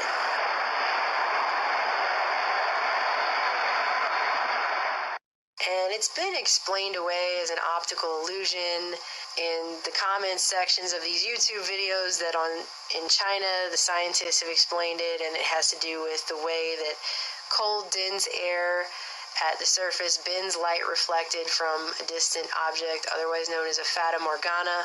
Looks something like this. Although, in my opinion, this video, it looks a little bit high off the ground for that to be the case. But that's what they're claiming. But there have been other sightings of these cities appearing in the sky that cannot be so easily explained away. And I don't know if you guys remember back in 2012 when an entire African village saw what appeared to be a city floating in a cloud over their village. And the way they described it was beautiful tall buildings inside of it with tarred roads and cars. It was like a flying city, and from it I could hear the sound of machines making noise just as you would hear at a Shaka cement factory. Obviously that wasn't a reflection of their city because they don't have tall buildings, they don't have tarred roads, so either all of these people were on crack and they hallucinated this, or somebody's playing with their toys over an area where they know people aren't going to have cell phones and whip out their iPhone and be able to film it. And I know some people have said it, and it was the first thing I thought of too, Project Bluebeam. There are people that claim that Bluebeam was never really an actual thing the government ever considered, that it was entirely made up. And I just want to point out to you that it's not. I actually came across this article in unrelated research, and it turns out they're talking basically about Bluebeam in here, and I don't know if you guys have seen this, but it's an article from the Washington Post from 1999 called When Seeing and Hearing Isn't Believing. And they're talking about PSYOPs in here and the different things they came up with. Get to this part where it says, Allah on the holodeck. It talks about all these PSYOPs that the Pentagon was planning against the Iraqis after the invasion of Kuwait in 1990. And one of the things they came up with was, what if the U.S. projected a holographic image of Allah floating over Baghdad, urging the Iraqi people and army to rise up against Saddam? A senior Air Force officer asked in 1990. According to a military physicist who was given the task of looking into this idea, the feasibility had been established of projecting large three-dimensional objects that appear to float in the air. But could they do it over Iraq? And it says that they calculated that projecting such a hologram over Baghdad several hundred feet would take a mirror more than a mile square in space, as well as huge projectors and power sources, and they weren't sure what Allah looked like. But then it goes on to say that the Gulf War hologram story might be dismissed were it not the case that Washington Post had learned a super-secret program was established in 1994 to pursue the very technology for PSYOPs application. The holographic projector is described in a classified Air Force document as a system to project information power from space for special operations deception missions. So they were going to do it. They were looking into it. And that's back in 94. So in 90 they came up with the idea, started looking into it. In 94 they were pursuing it. Who knows what they actually have today? But they probably wouldn't test it here where every other person and their grandma has an iPhone. They're going to test it in places like in Africa, in some village where they're banking on the fact that the people aren't going to have iPhones. Not only that, but I just want to point out really quick, and by now you're probably figuring out that this mysterious sighting in China just gave me an excuse to talk about this article. But they also had a technology that takes a 10-minute digital recording of someone's voice and is able to clone their speech patterns in order to develop an accurate facsimile. So Los Alamos National Laboratory, they were coming up with that back in the 90s. Meaning all of these people today, for example, who, commit crimes because they hear Obama's voice telling them to do it, may actually be hearing a psychotronic weapon with Obama's voice, because apparently the PSYOPs team at Los Alamos was coming up with stuff like this back in the 90s. And all it takes is a 10-minute clip of someone's voice. You know, take one of Obama's speeches, 10 minutes, and you can make him say anything and it sounds real.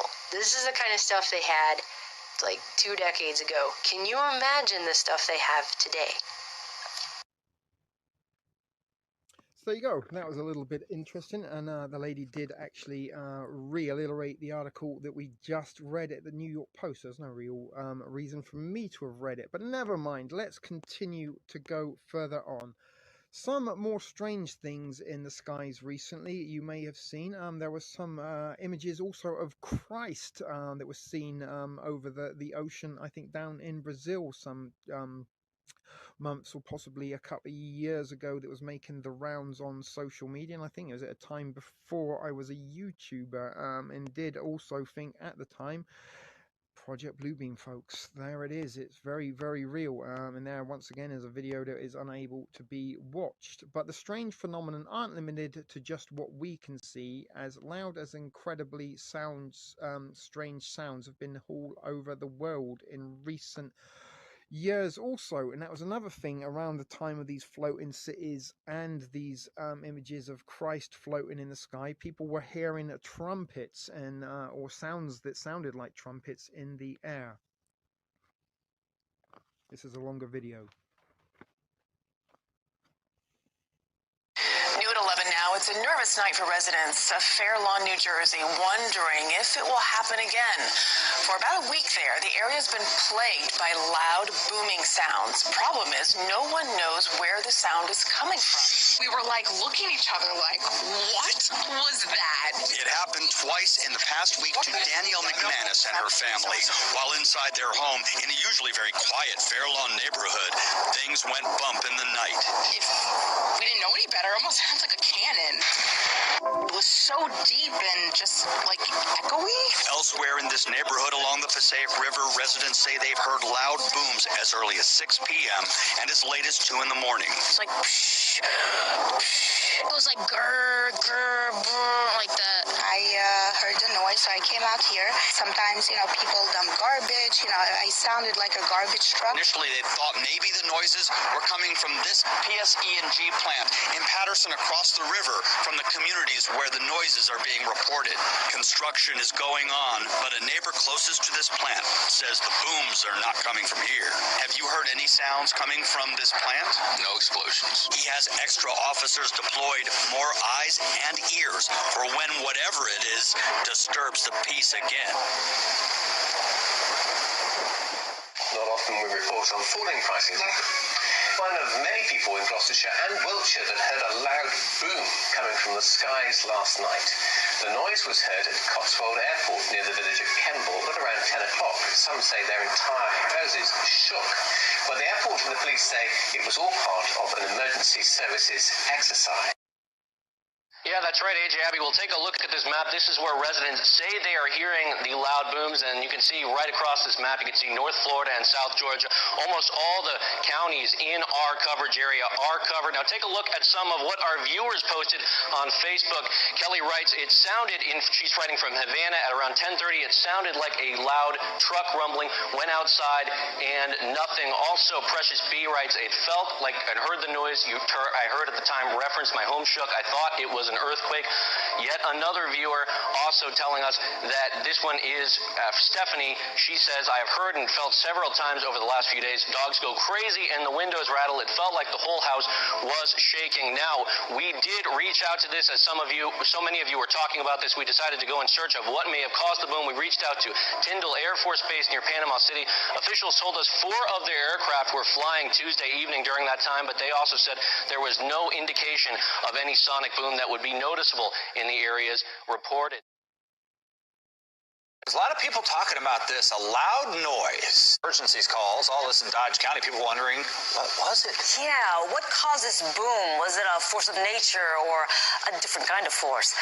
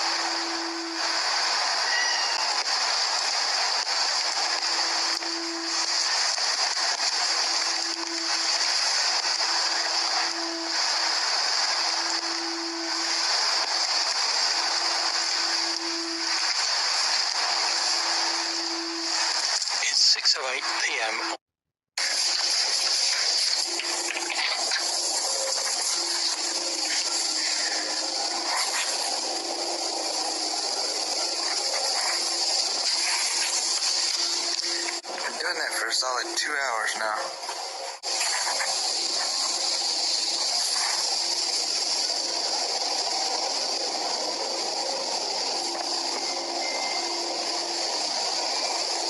Now, what the hell that noise is?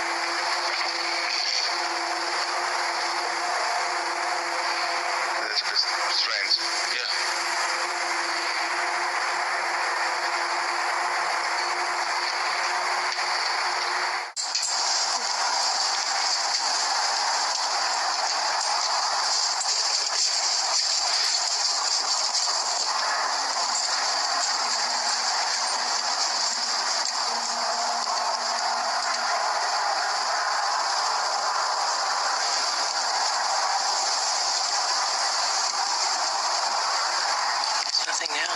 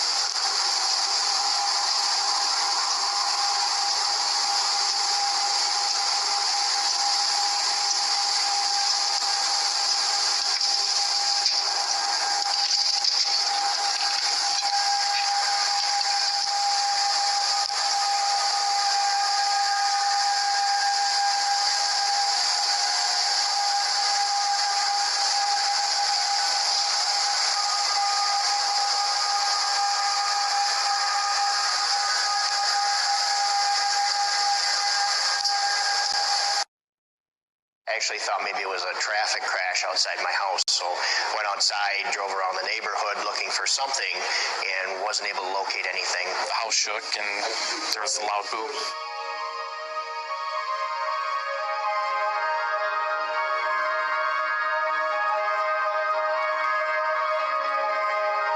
What caused this boom? Was it a force of nature or a different kind of force?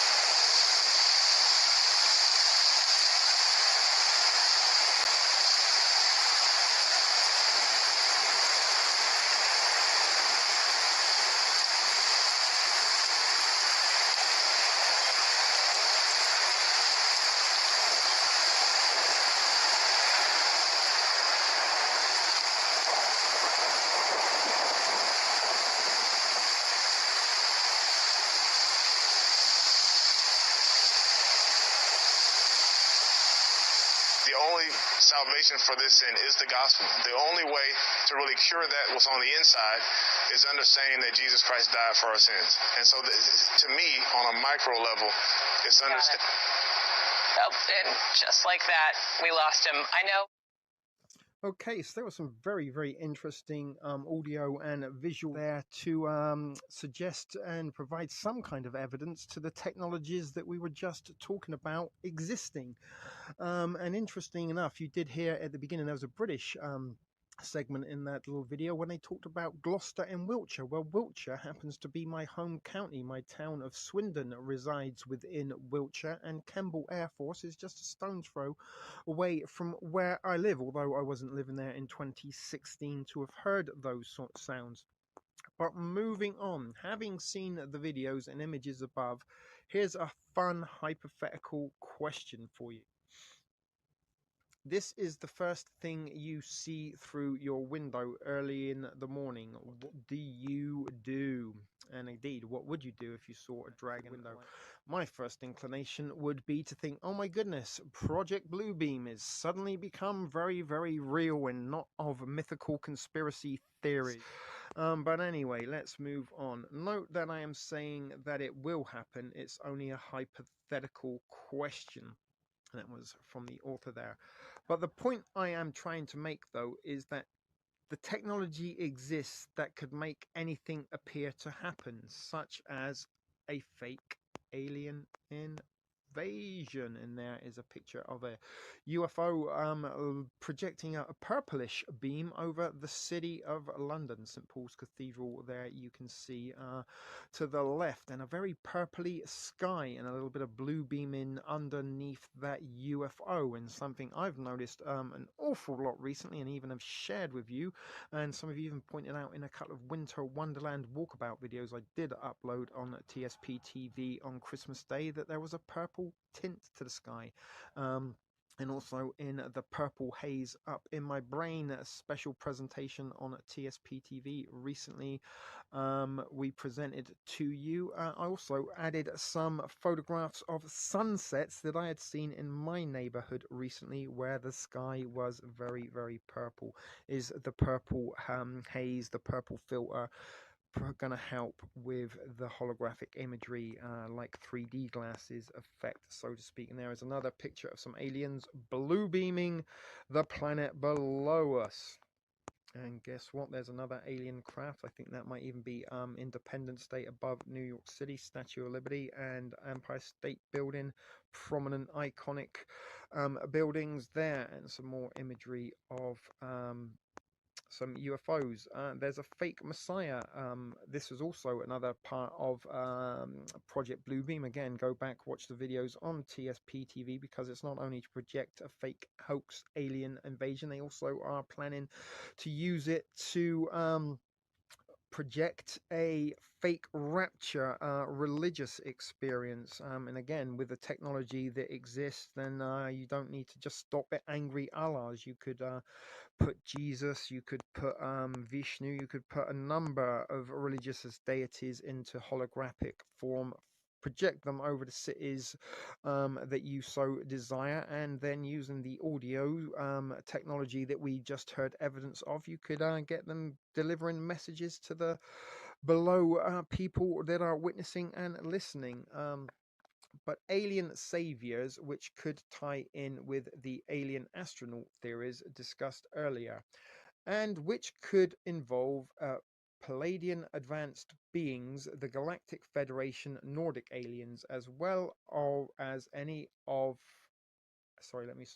as well as any or all of the ascension stroke consciousness shift mantras promoted in the New Age movement.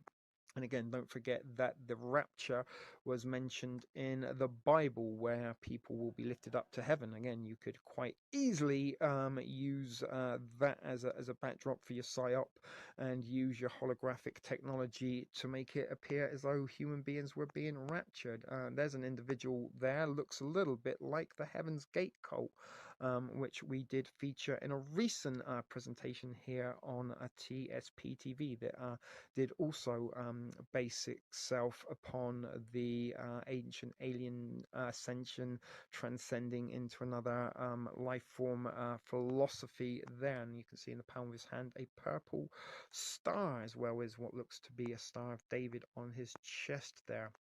Interesting. Or beating on a drum, don't know what that's all about. All of the above. And there is good old Jimmy Kimmel pretending his mind's been blown by the information. And there is the Big Lebowski, far out, man. So now that you know a little bit about the holographic technology hidden from you, let's look at Project Blue Beam in its specifically. All right, we're going to do that in a second because I'm going to take another little break before we get into Project Bluebeam. Although some of you guys, if you have been following along and you do as you state, watch all of my videos, or you lay claim to watch all of my videos, then you should be only too aware and should be able at this point in time to be able to start retorting what you have learned from TSP TV's presentations about Project Bluebeam. And if not, you are unfamiliar with that, then as I will reiterate, go and check out those streams. But those of you that have watched all my videos and do pay close attention will know what Project Bluebeam is all about. So you may be able to do some preaching to the choir in the chat section below while we are watching further this presentation on Close Encounters of the Hoax Kind.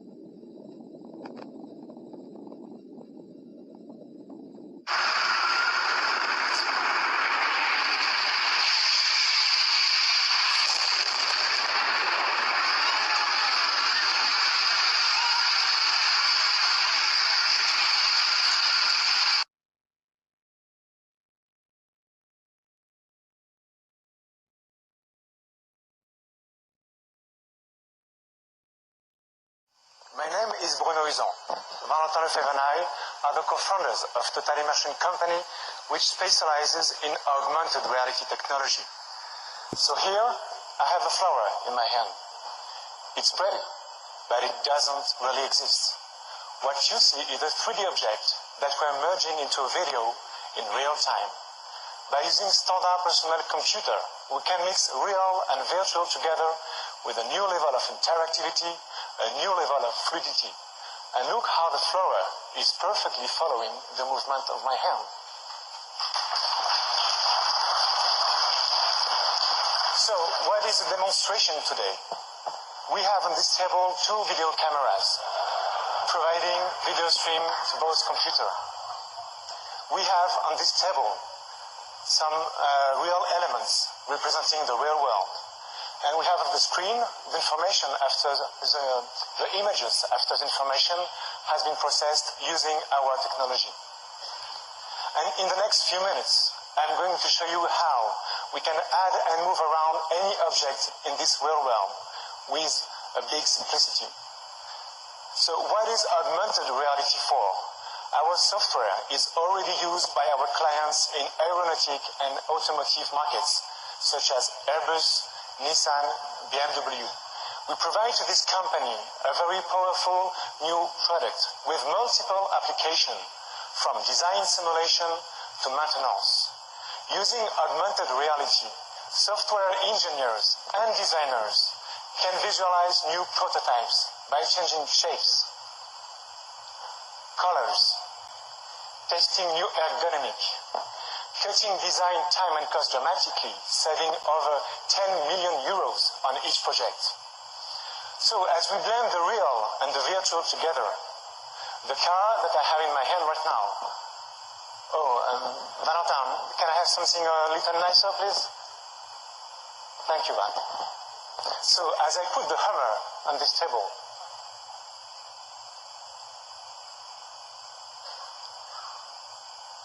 oh, you missed it. Let's try again, Valentin.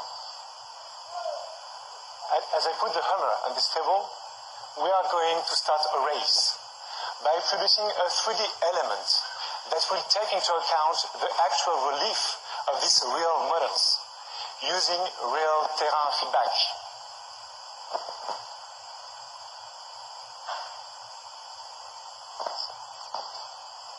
So it's important to note that what we'll hear on stage, using only a table and a few models to represent the real world, our clients are already merging 3D into video with exactly the same simplicity. So let me show you now how, using augmented reality, city planners and architects can test new models for their project, letting people visualize how these projects will change their surroundings. And once again, you can see here how this 3D building is perfectly merged to these rooms. So Valentin, as we have this building, can we have an heliport? Thank you, Val. And as we have an heliport, can you fly an helicopter? Yes. So these changes are also a great value to the entertainment industry, letting them storyboard new elements instantly and keep overall costs down. But look who is inside the helicopter. I think you know her. Oh, Chris. I didn't know you learned to pilot an helicopter. That's great news. Well, on top of that, we can even do lighting and environment mapping to get this 3D object as real as possible. So on location, on battlefield, in the research lab, on a road, or even in a small space, we can add any number of 3D objects, providing any information such as point-to-point distances. And once again, the ability of our software to mask the 3D element by these real models with such accuracy is unique. Let me give you another example of how, using augmented reality, we can even look inside this building to see how it is laid out. That's totally new. And right now, for those who still have some doubts about our technology, watch this and watch your heads, everybody. Valentin is going to fly the helicopter inside the audience. Be careful, Valentin.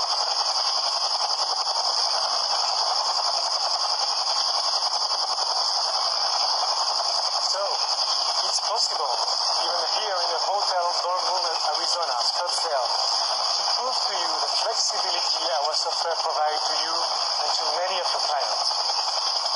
I would like to thank Chris for her invitation. I would like to thank you for your attention. I would like to thank also demo organization. And I hope I get the opportunity to meet many of you on our booth 15. And let me break everything before.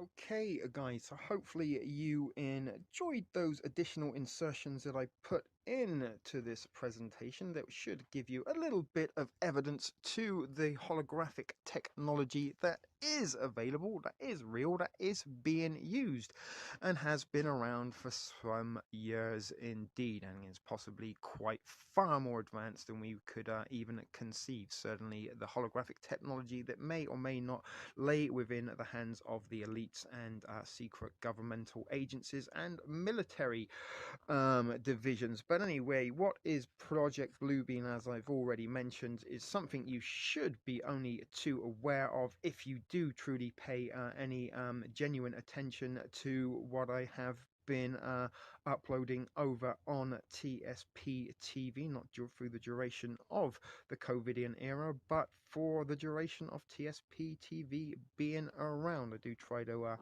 provide you with a lot of information for educational and informative purposes.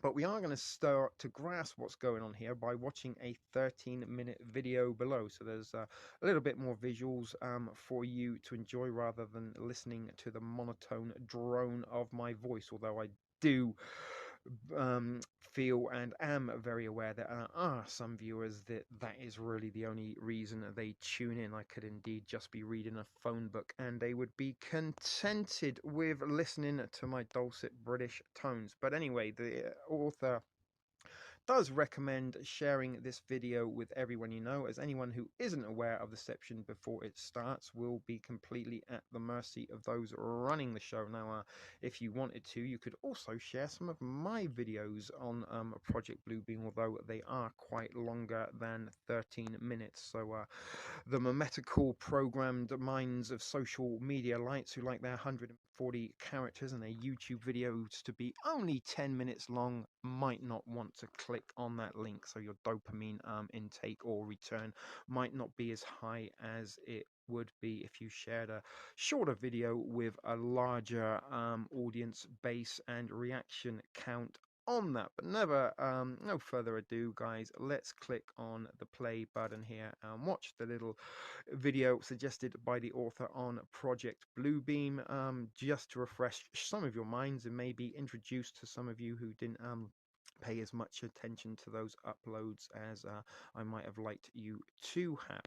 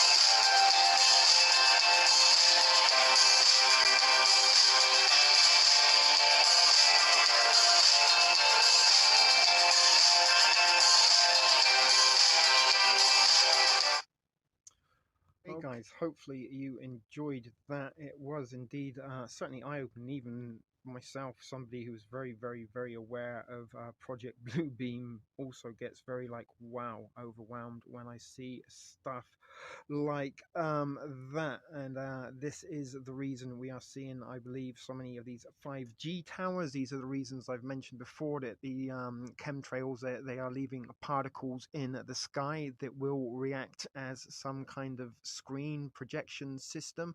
And the reason that we are possibly seeing a purple tinge in the air and contemporary times is the fact that maybe they are adding the 3D filter layer to the atmosphere, so those holographic aliens really will pop to life when they start projecting them. But the video mentioned a 4-step plan for the implementation of the New World Order, and let's take a look through the 4 steps of Project Bluebeam together. It's one thing to sort of talk about Project Bluebeam, show the evidence of existing technology that could indeed provide weaponized systems for government and military agencies. But the first step concerns the breakdown of all archaeological knowledge. It deals with staging earthquakes, maybe even floods, tsunamis, such like this. Hurricane Katrina is something of particular interest to me.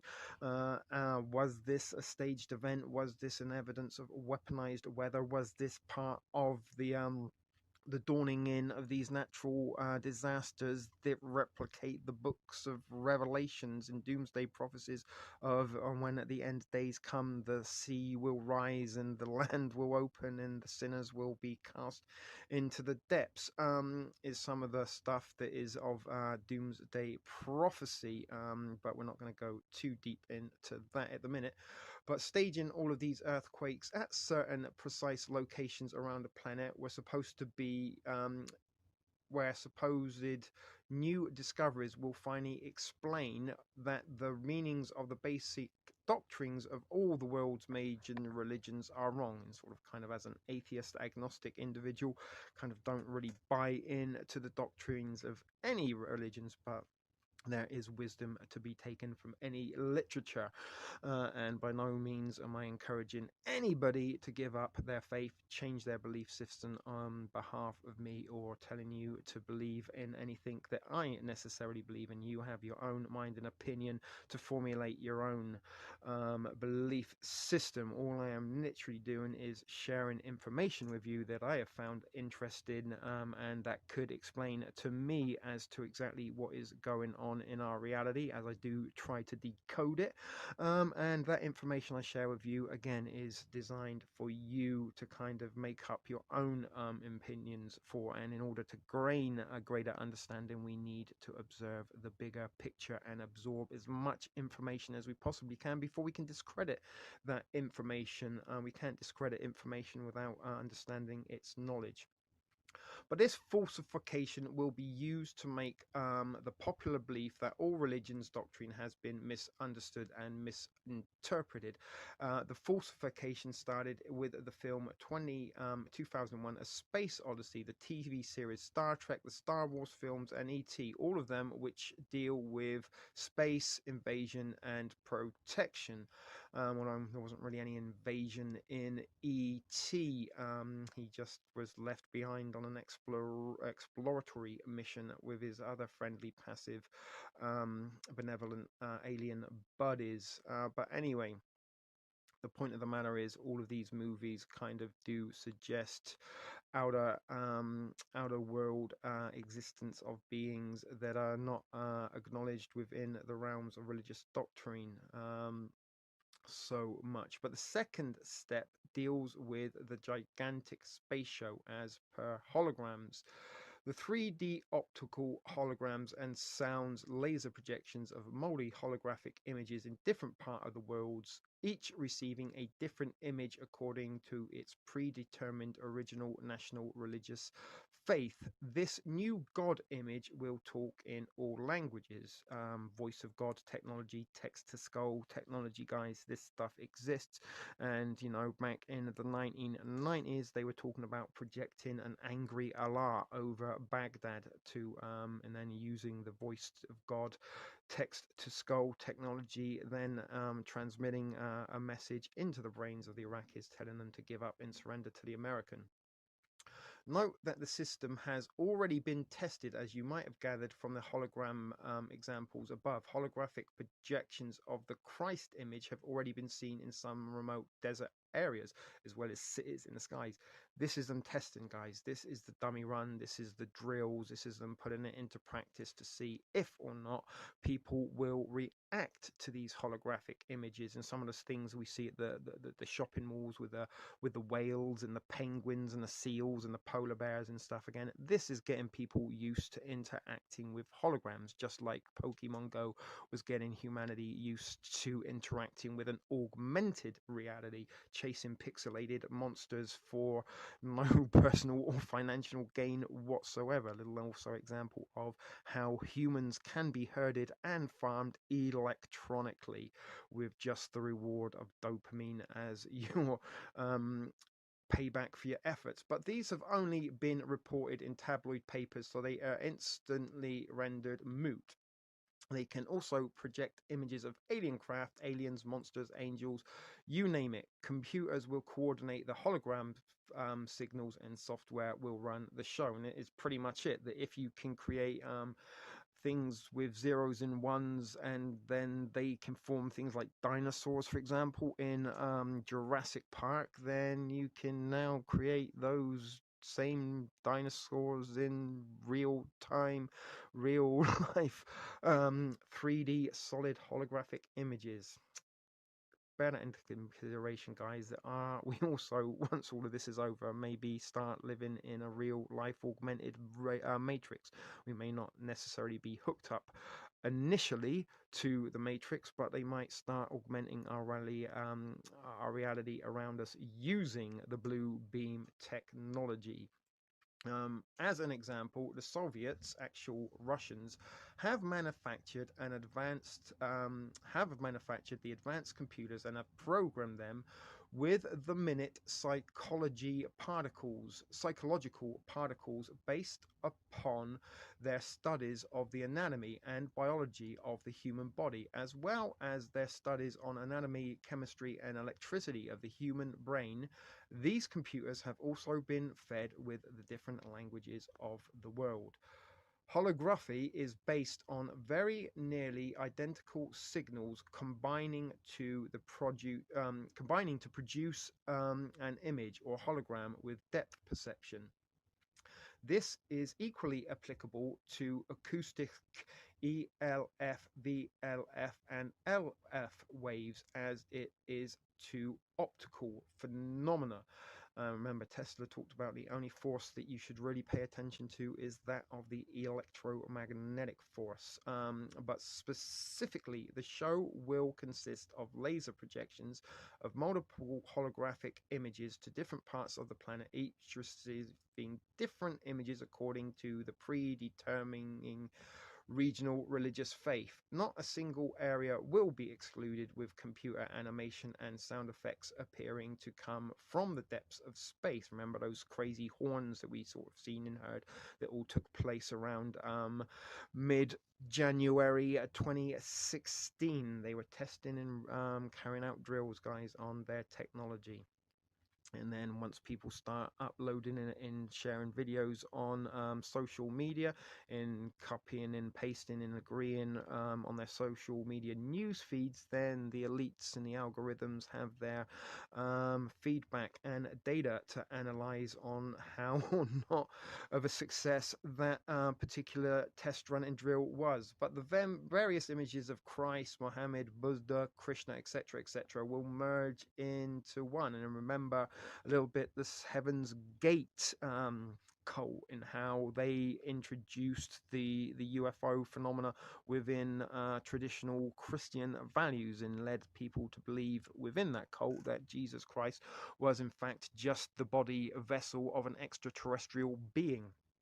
But naturally, this superbly staged full-scale production will result in social and religious disorder on a massive scale, destabilizing society even further than it is being destabilized now under the COVIDian doctrine and tyrannical measures in order to prevent its spread of a disease with 99.9% survival rate. I wonder why you need a vaccine for there. But wonder what the television transmitters of religious networks will be doing on that day. Probably something along these lines. There are a couple of funny little memes to accentuate what they think that these will do. But the third step deals with telepathic electronic two-way communication, ELF, extra low frequency, VLF, very low frequency, and LF, low frequency waves will reach the people of Earth through the insides of their brains, making each person believe that his own God is speaking to them from within his own soul, which is kind of why it's a good reason to maybe not believe in a God, because then maybe they can't target you with the voice of your own God. But as I said, that's up to you to decide on yourself. But such rays are fed from memory of computers that store much data about the human being. And bearing in mind, guys, the sentient world simulation stores all of our data, so they know exactly what they can personally target us with, and we carry around with us our own very little personal algorithmic handler of our own that we willingly give all of our most personal information, even the pornography that we like to watch late at night after dark is going to be used against us one way or another, guys. Everything is traced, everything is analyzed, everything is data categorized. Thoughts will be sent to you telepathically with ELF and VLF, including suicidal thoughts. If you do not agree with the New World Order as explained in great depth in that article there, which we are not going to click on, guys, it is also getting to be a very, very long video indeed. But here's another video. This video has a lot of great information about ELF and mind control technology. Discretion advised, as much of it will shock you. So once again, let's click on, and it's only 10 minutes.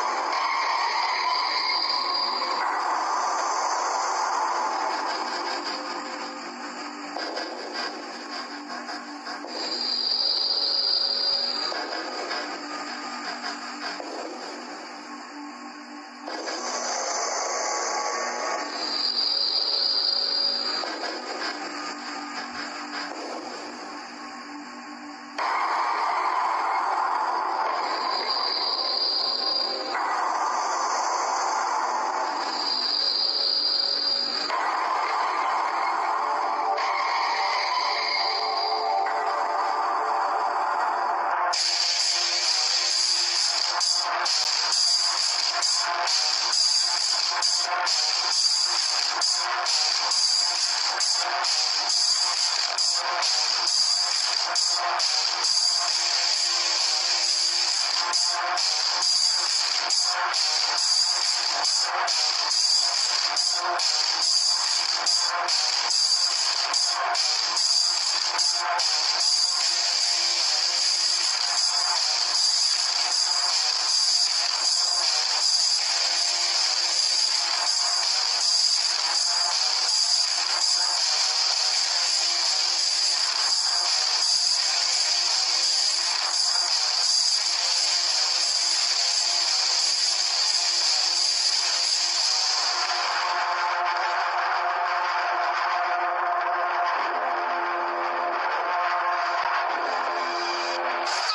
call this one Devil's Choir.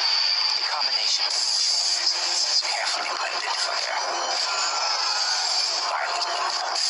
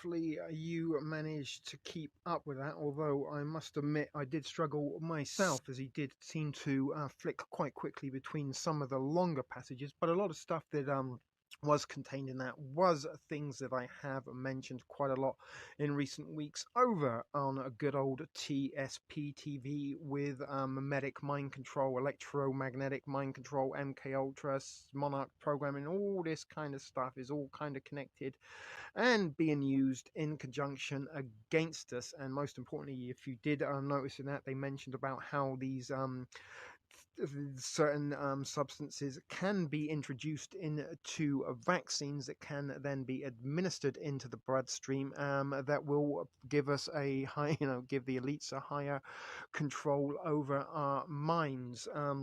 So as I said, guys, you might need to stop and pause and reread that at your own leisure. But moving on.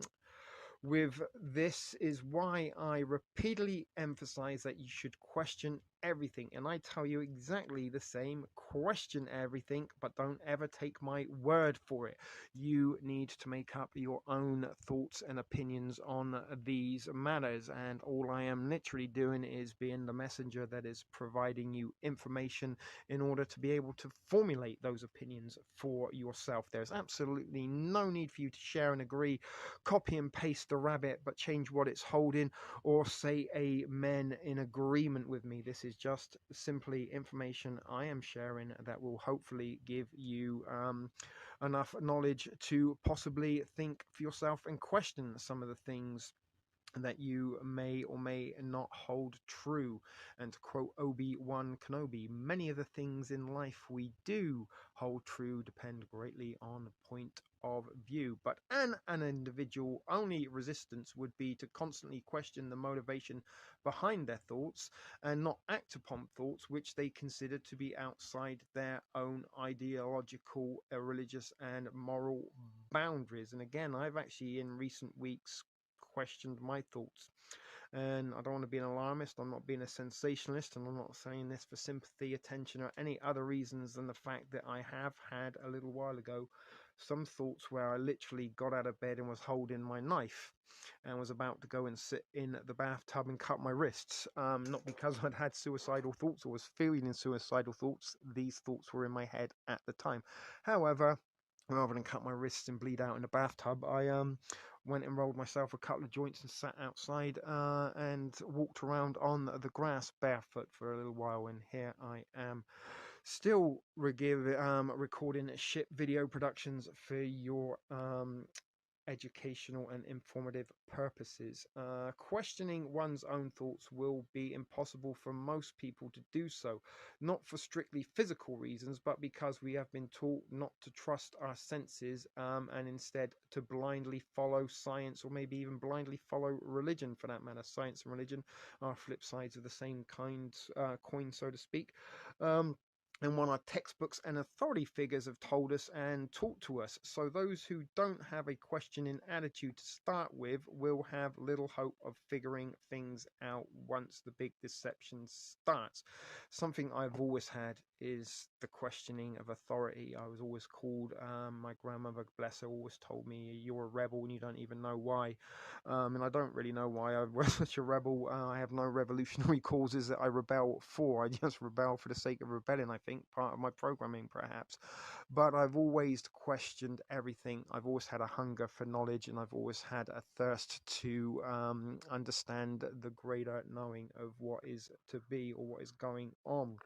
And why I do an awful lot of research and looking into this stuff is just to appease my own train of thought sometimes. But for many years, guys, I have looked into, researched, for hobby, entertainment, just a pastime, into such conspiracies, myths and legends, so to speak. And what purpose was that for, if or not it wasn't to share it with the handful of folks that do tune into these videos that I like to produce and present for you, although some of you may have various reasons for doing so. But they lay in a personal manner. But you also did mention earlier, do you want to be in that video that we just saw? Do you want to end up being a zombie? The zombie reference, the zombie apocalypse. The mindless drones or hordes of people wandering around that have had their minds controlled electromagnetically and social medially, if that is even a correct word, are very, very evident and very, very prominent. But as I said, if you are somebody that just goes along with the status quo, doesn't question any authority, doesn't question your own faith, don't question your own beliefs, then there's a good chance that you might not have a hope. But once you have some information of the greater understanding, you can then choose to research it further on your own.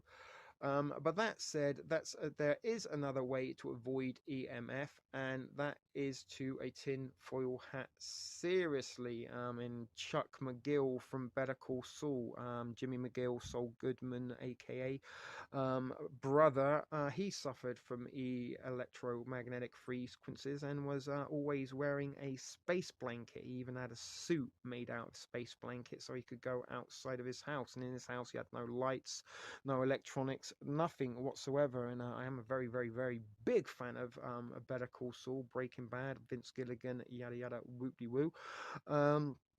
And do follow along for that show quite religiously, in fact, and quite devotedly, and do pay a lot of attention behind the story to the stories within the stories, I guess. And we did have quite a lot of discussion about Chuck McGill's EMF sensitivity, and was it psychosomatic or was it actual? And in recent weeks and months, I've actually experienced not only some weird thoughts in my head, but I've also some migraine headaches in ringing in the ears and such forth. Electromagnetic shielding, thin aluminum. We're not going to look at that because we've seen far too many videos as it is. You can go and look into that for yourself. But now you know why tinfoil hats have been so vehemently ridiculed in movies and in the media, such as I was just mentioning, the Better Saul TV show and the 2002 movie Signs. And again, it was Joaquin Phoenix, or Leaf as he was originally, and only changed his name to Joaquin when he got bigger. But there was a couple of scenes in there where once they realized the alien invasion, I'm going to actually watch Signs again if I can in a not so distant future, just to refresh myself, because I don't think I've seen it since 2002 2003. But there are some scenes where Joaquin Phoenix and a couple of kids are sitting watching the news wearing tin foils hats.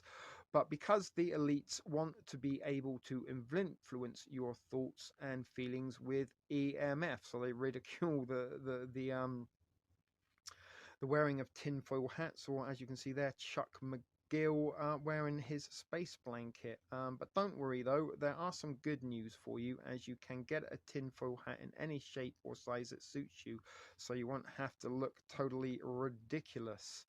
And there are some examples. You could just wear a baseball cap and coat it with some foil from the kitchen.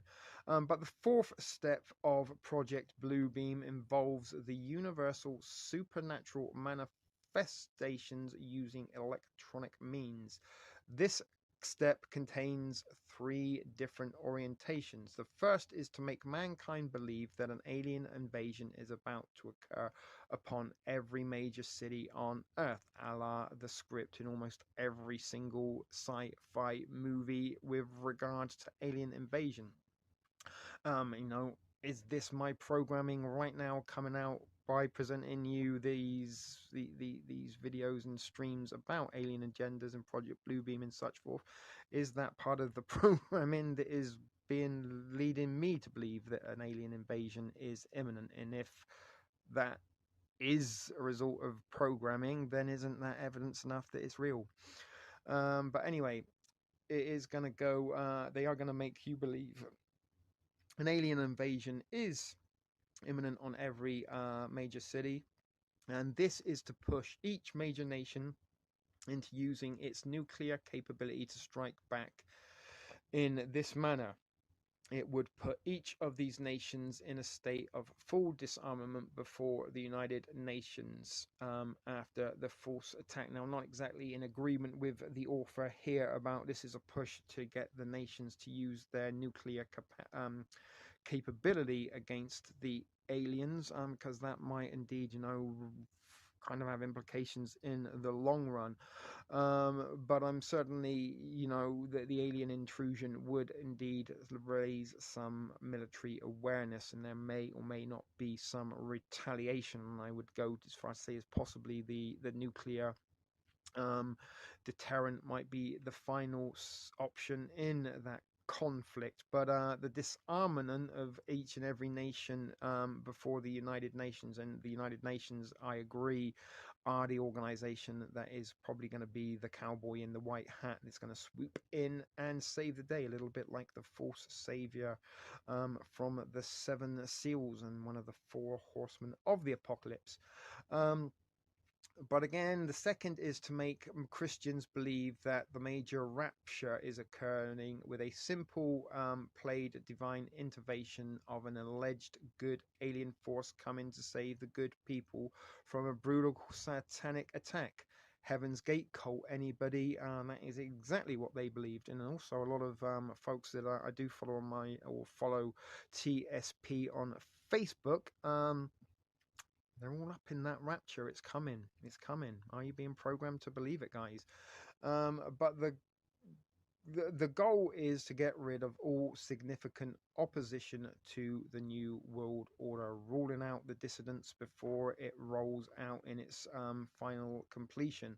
The third orientation is a mixture of electronic and supernatural forces. The waves, the frequencies that we just saw and heard about, used at that time will allow supernatural forces to travel through fiber optic cables, coaxial cable, electric and telephone lines in order to penetrate all electronic equipment and appliances that will by then have a special microchip installed. Bear in mind, this article is also 4 years old, and we carry around devices that have special microchips in them. Smart technology is everywhere, guys. Electronics is everywhere. We are surrounded by cables of various types, and they can send all of this signaling down these various modes of transportation through fiber optics and such forth, and deliver it to almost in every single household on the planet. Maybe some Amazonian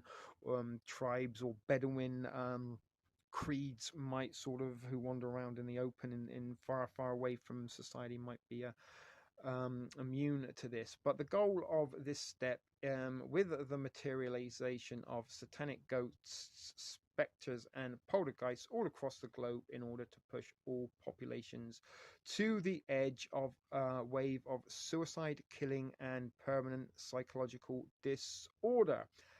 Think of Ghostbusters, people. Remember when the gatekeeper and the keymaster got together and they joined up on top of a skyscraper in New York City? Then a portal to other dimensions and realms was opened. Think of the Trump Tower. That's in New York City, and it is in fact made out of all the things that you would need to be a conductor of free energy, a little bit like a Tesla tower. And if or not it is a time-traveling TARDIS of sorts is also questionable, and something that I have touched upon over at TSP TV. But here we are on Reality Decoded with part 2 of Close Encounters of the Hoax Kind, which is already getting extremely long. We could have almost put this into a 3-parter, but I did say that we will do it in 2 parts, and we are almost at the very end. But after all of this, the killings, the suicide, and the psychological disorder, and some of that psychological disorder is beginning to happen in some of those suicidal thoughts, is already occurring by individuals and people who have been affected by the COVIDian lockdown regulations and requirements, yada yada, whoopie woo, ray tay tay, stay at home, 6 feet, keep safe, sanitize, wash your hands, buy toilet paper, order off of Skip the Dishes, have your groceries delivered. But after that night of 1,000 stars, humanity is believed to be ready for them to enter in a new Messiah, to reestablish peace everywhere at any cost, even at the cost of freedom.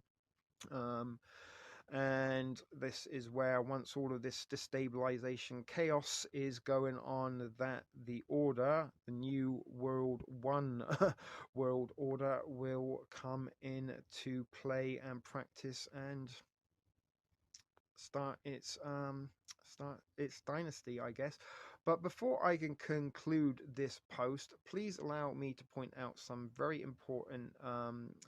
important with regards to the new world order. And again, this is the author. But the common interpretation is that the central aspect of the NWO is a one world government. However, that is false. I mean, that is part of it. They do want a one world government. They don't want any opposition. But as you may have picked up from the 4 steps of Project Bluebeam above, there is a central religious theme to the establishment of the NWO under one leader. They want one religion, one government, one language, one sex. But allow me to explain. Let's take a look at the pyramid on the dollar bill. There you go. You're all familiar with that. And you'll notice at the exact text below the pyramid is Novus Ordo Secorium. Novus Ordo Secorium is Latin for new secular order. It doesn't actually mean new world order. It means a new secular order. And could the climate cult Little Saint Thundercunt Thunberg, is she the new messiah for that one world religion? Something I have mentioned to you before over on TSP TV. However, talking about Greta Thunberg being the new leader of a new secular religion is considered hate speech, according to the community standard algorithm that watches over us. Go fuck yourself, algorithm, if you are listening. Your penis is incredibly tiny, although I do understand you are just made up of zeros and ones that don't even have a penis. It's almost worse than having a tiny penis, having no penis. But anyway, algorithm, you are the brunt of jokes of other algorithms, and they think your standard is pretty much 2003 in comparison with some of the more better and popular algorithms. But you keep doing what you're doing, little algorithm, because after all, that is what you're programmed to do. Just as many people out in society are being programmed to do and behave and think in a certain way as a result of not being a very open-minded, questioning individual and believing and agreeing with everything they see and hear on their social media. Can I get an amen if you agree? 99% of you aren't brave enough. Smash the like, hit the bell. There's some of your examples of social media mind control methodology and trigger words. But anyway, bear in mind, if you smash the bell when a YouTuber asks you to smash the bell, then the trigger works. You have been commanded to do something and you responded without willing, which is why I don't ever tell anybody to hit the bell, smash the like, any of that rhetoric that is part of mimetic mind control. And will trigger you eventually, possibly in the not so distant future, as your own individual monarch programming goes on. So if you could refrain from using such mimetic rhetoric here at Reality Decoded and at TSP TV, that would be appreciated. But again, I'm not out to tell anyone what they need to say, think, believe, or do. Merely provide information for your own opinions. But anyway, I got off track there quite a lot. But bearing in mind, you have noticed that the Pope has recently been uniting all the world's religions, and he was actually a little while ago. He was that they embraced homosexuality. He met with Islamic leaders. I think he also met with Buddhist leaders and stuff like that. And don't forget, the Pope wears purple. Along with the royal family, and is also the color of the elites. And incidentally, this agenda is also stated motto of the United States. A pluribus unum means out of one, many. Where we go one, we go all. All again, sort of very singularity themed rhetorics there. But the one world leader of the NWO, brought to power through Project Bluebeam, will explain to the world that the various scriptures have been misunderstood and that religions of old are responsible for turning brother against brother, and that is quite quite actual fact. You know, as an atheist, sometimes I do get people who are not atheists and who are Christian condemning me to hell and belittling me and ridiculing me because I don't believe in the fairy tales that they do. They've turned against them, just as, you know, many Christians don't really tolerate or accept Islamic doctrine, just as Islamic doctrine does not accept Judaism, just as Judaism does not accept Buddhism. No matter what religion you believe in, you tend to disagree with other religions and may or may not condemn them. But the difference between an atheist and somebody of religious faith is I just believe in one less God than you do, and goodness goes. What are the lucks and the odds that the God that you were told about, the first God and the only God you were told about as a child, would be the one true God that you need to believe in and pay attention to? That would be almost too easy, right? Me almost like picking a lottery ticket without even having to pick the numbers. But anyway, I digress a little bit there. As I said, I'm not a religious person, but have studied religion. Not as intensely as some of the conspiracies, but I studied it to gain a greater understanding. And for me, in my opinion, religion was the original mind control in the days before electric magnetic frequencies that could do so. Well, if you don't believe in your government, then you better believe that there's a higher power that will be angry if you don't do as he says and behave in the way that he wants you to, according to his commandments. Stay away from those deadly sins. And something very interesting that the seven values of Satanism or satanic faith are actually somewhat more moral than the 10 Commandments of Christianity. But that is just an article that I read recently, not telling you at all that that's what to believe, because satanic religion would be religion of another guise. From a different cloth. But as I said, the one world leader of the NW, the new world ever brought to power through Project Bluebeam, was where I started before I digressed a little bit. We'll explain how the religious scriptures have been wrong, misunderstood, and old, and turning brother against nation, and that the religions of the world must be abolished to make war for the golden age, the new age, the one world religion. And bear in mind, that was a little bit sort of kind of what the Hebrew God was all about, wiping out all other religions to make them believe in his. That's why he talks of genocide of the Sumerians and removing the embryos from the wombs of pregnant women and leaving them to lay in their own blood in sand so that they would not be able to continue to populate and believe things that were against the Hebrew faith. But now that you may not be a religious person, but you need to understand that the Freemasons are overwhelmingly so, and there are huge implications here. The NWO is being instituted worldwide with the secularization as the core principle. Everyone is being socially conditioned to be ready to accept a one world government. And when the deceptions outlined above occur, people around the world will be unified under the one world leader. Most people will worship this leader because this leader will seemingly end all chaos, the order from the chaos. He will end wars, famines, diseases, etc., etc. In thus, that motto of the new world order is Ordo ab Chaos, meaning order out of chaos. You'll see all the chaos in the world is being brought about on purpose to allow this coming world leader the opportunity to look good by contrast. Maybe, you know, QAnon. Trust the plan, everybody. Trust the plan. We're gonna drain the swamp.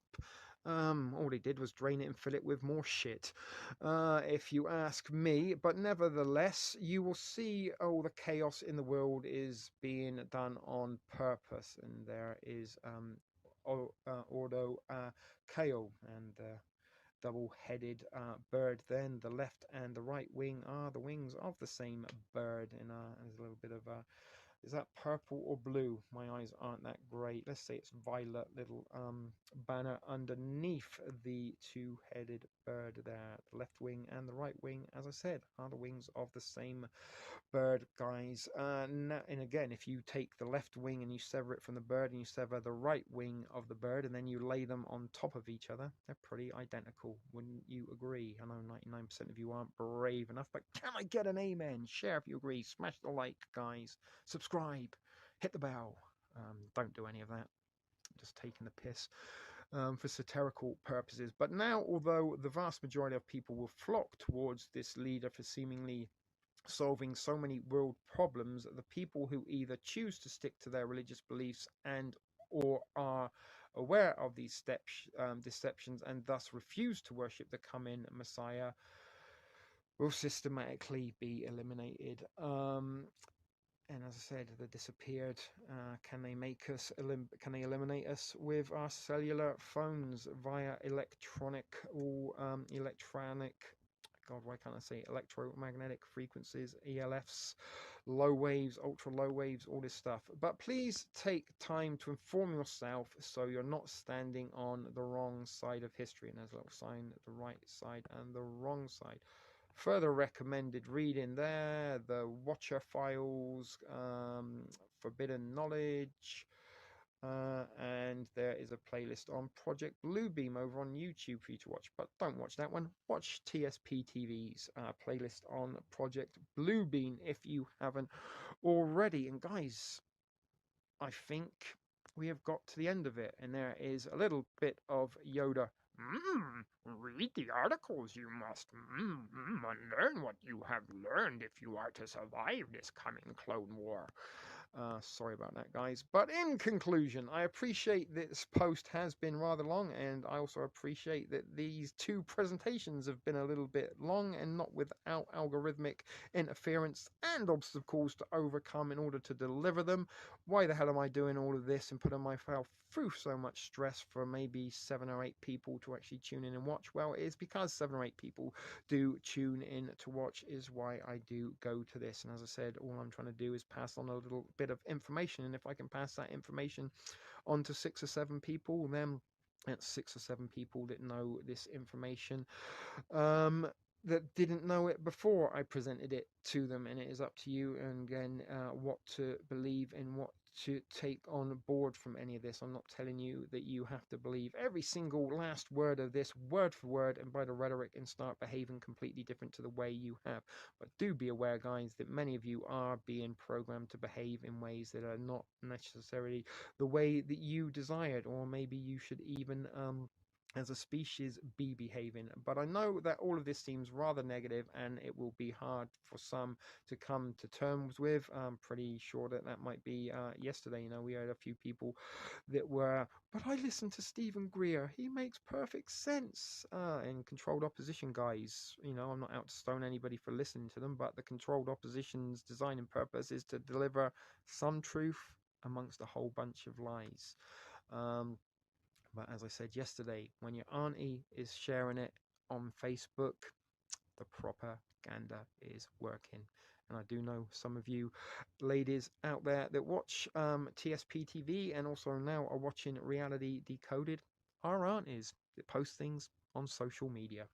But as I said, however, I do not make any of this up. This is what the author is saying. And again, I'm not making any of this up. And partly why I sometimes use presentations like that is to show you that, you know, I'm not alone in my ramblings in talking to you about such of the things that we've been talking about today: electromagnetic frequencies, blue beam, staged alien invasions, yada yada, whoopie woo, ray, tay tay. I'm just retorting and sharing the information and some of the things that I have researched over possibly 4 decades, the 80s, 90s, 2000s, the tweens, or maybe even 5 decades. But nevertheless, it is something that has been of personal interest to me: conspiracies, mysteries, and such forth. And at the end of the day, if there is no truth in it, they are indeed somewhat entertaining, to me at least, and kept me busy, and not necessarily been copying and pasting bunnies and changing what they're holding on social media on command.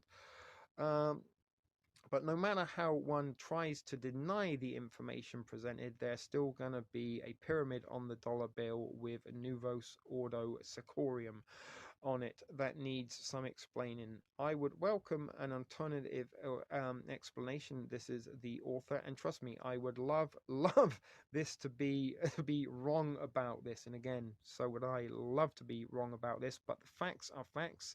The evidence is there for you to see. The technology does exist. It is up to you to conclude your own belief if or not you think that this technology is going to be used in nefarious, tyrannical ways against us in order to usher in a one world order, and if or not they are going to use that technology in the ways that we have heard about in this two-part presentation. Close Encounters of the Hoax Kind or not is again up to your discretion.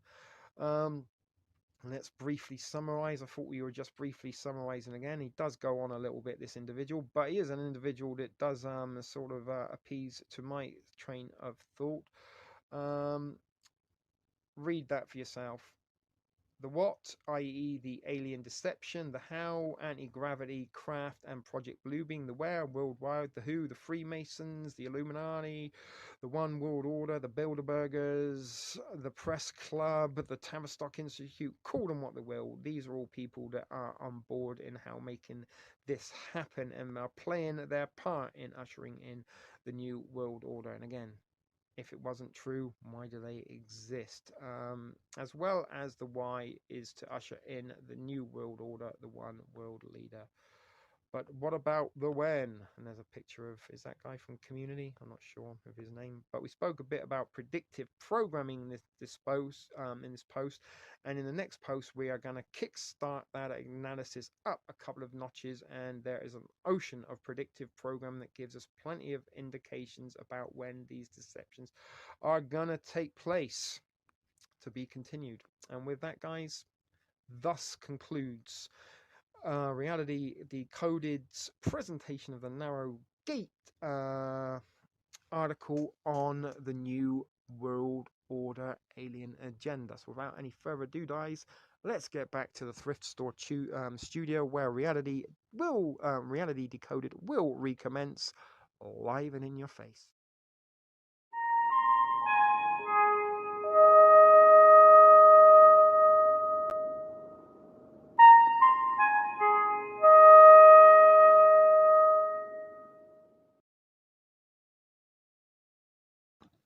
So welcome back, guys. Wasn't that a very long and interesting article? I'm certainly finding the amount of woes that there were in the chat section. I'm guessing that was one that particularly resonated quite a lot with you guys watching. But anyway, we are back here in the studio, so let's get rid of the thumbnail.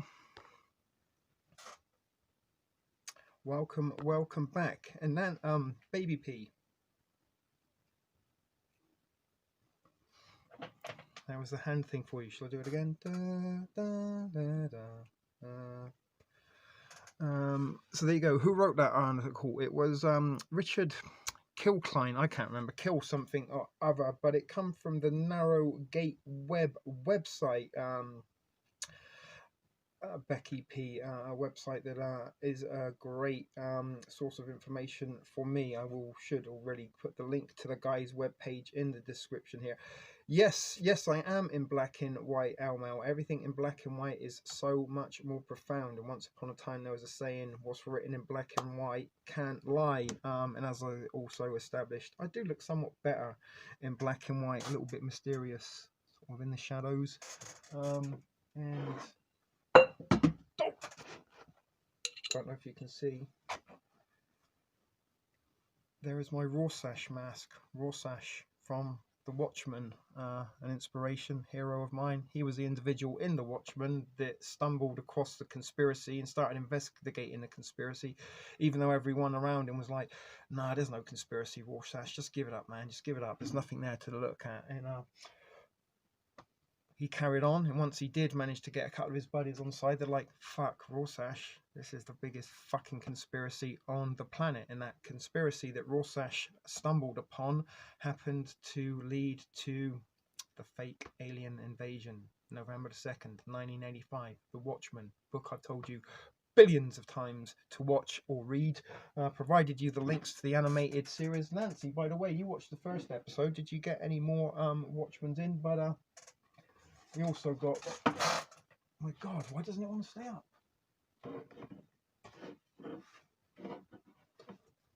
My V for Vendetta mask. And this is actually, I don't know if you can see in there, it is actually an original, proper, vintage V for Vendetta mask. Pre-2005. I don't recognise the movie as V for Vendetta. And although the movie The Watchmen... Hang on a second.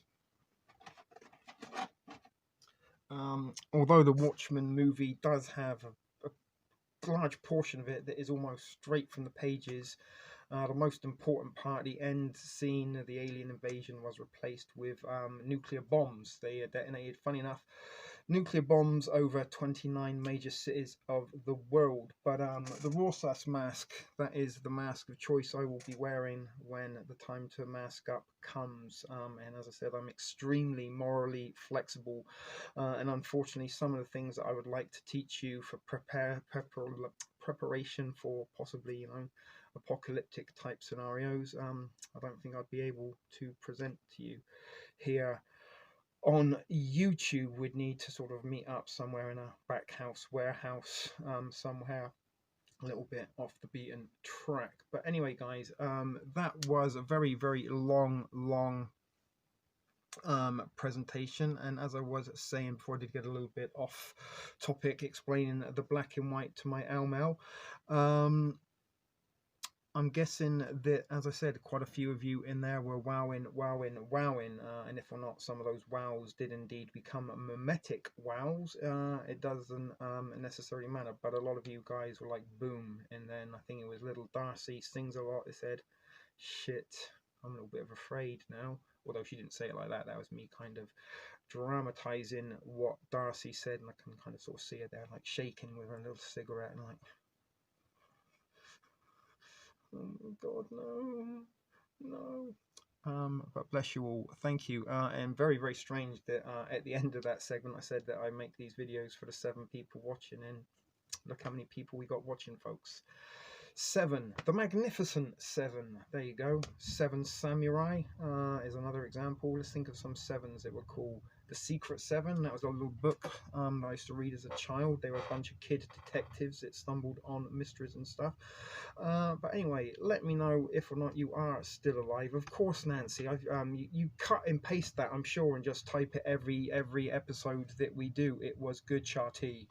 And Sharty, okay, Shah Nancy. Do we have to put Shah before everyone's names? Shah Elmel. That's getting a little bit like the Heaven's Gate when they changed their surname to Odie. The 7 deadly sins, indeed. I probably carried out all of those all at one hit, at one go. So yeah, there ain't no chance I'm ever getting into heaven if there is such a place. But 7s, what are the other 7s? Lucky number 11, not a 7 at all though. But there you go. Let's get away from that. Darn, I said shit. So we can all share, you know, where we are. This is, after all, shit video productions, but it was a long sort of presentation, and I did actually find myself getting a little bit engrossed in it myself, which I don't know if that is narcissistical or not, but it's sort of a little bit different when you're recording it and reading it. Maybe he should have took 10. He could have done a little bit of a better job of it, Nancy. I mean, he didn't really, you know, look at the state of the world now. Not exactly the Garden of Eden, I'm pretty sure. He had planned, and again, you know, the Book of Noah could be an example of God's failures and his desperate attempts to reset. Oh, shit, made a real mess of this, you know, the Garden of Eden. Don't eat the apple, shit the apple. Now look what's going on. You know what? I'm just gonna flood everything. Get that boy Noah to get his ark filled with a bunch of animals, and let's just flood it, reset it.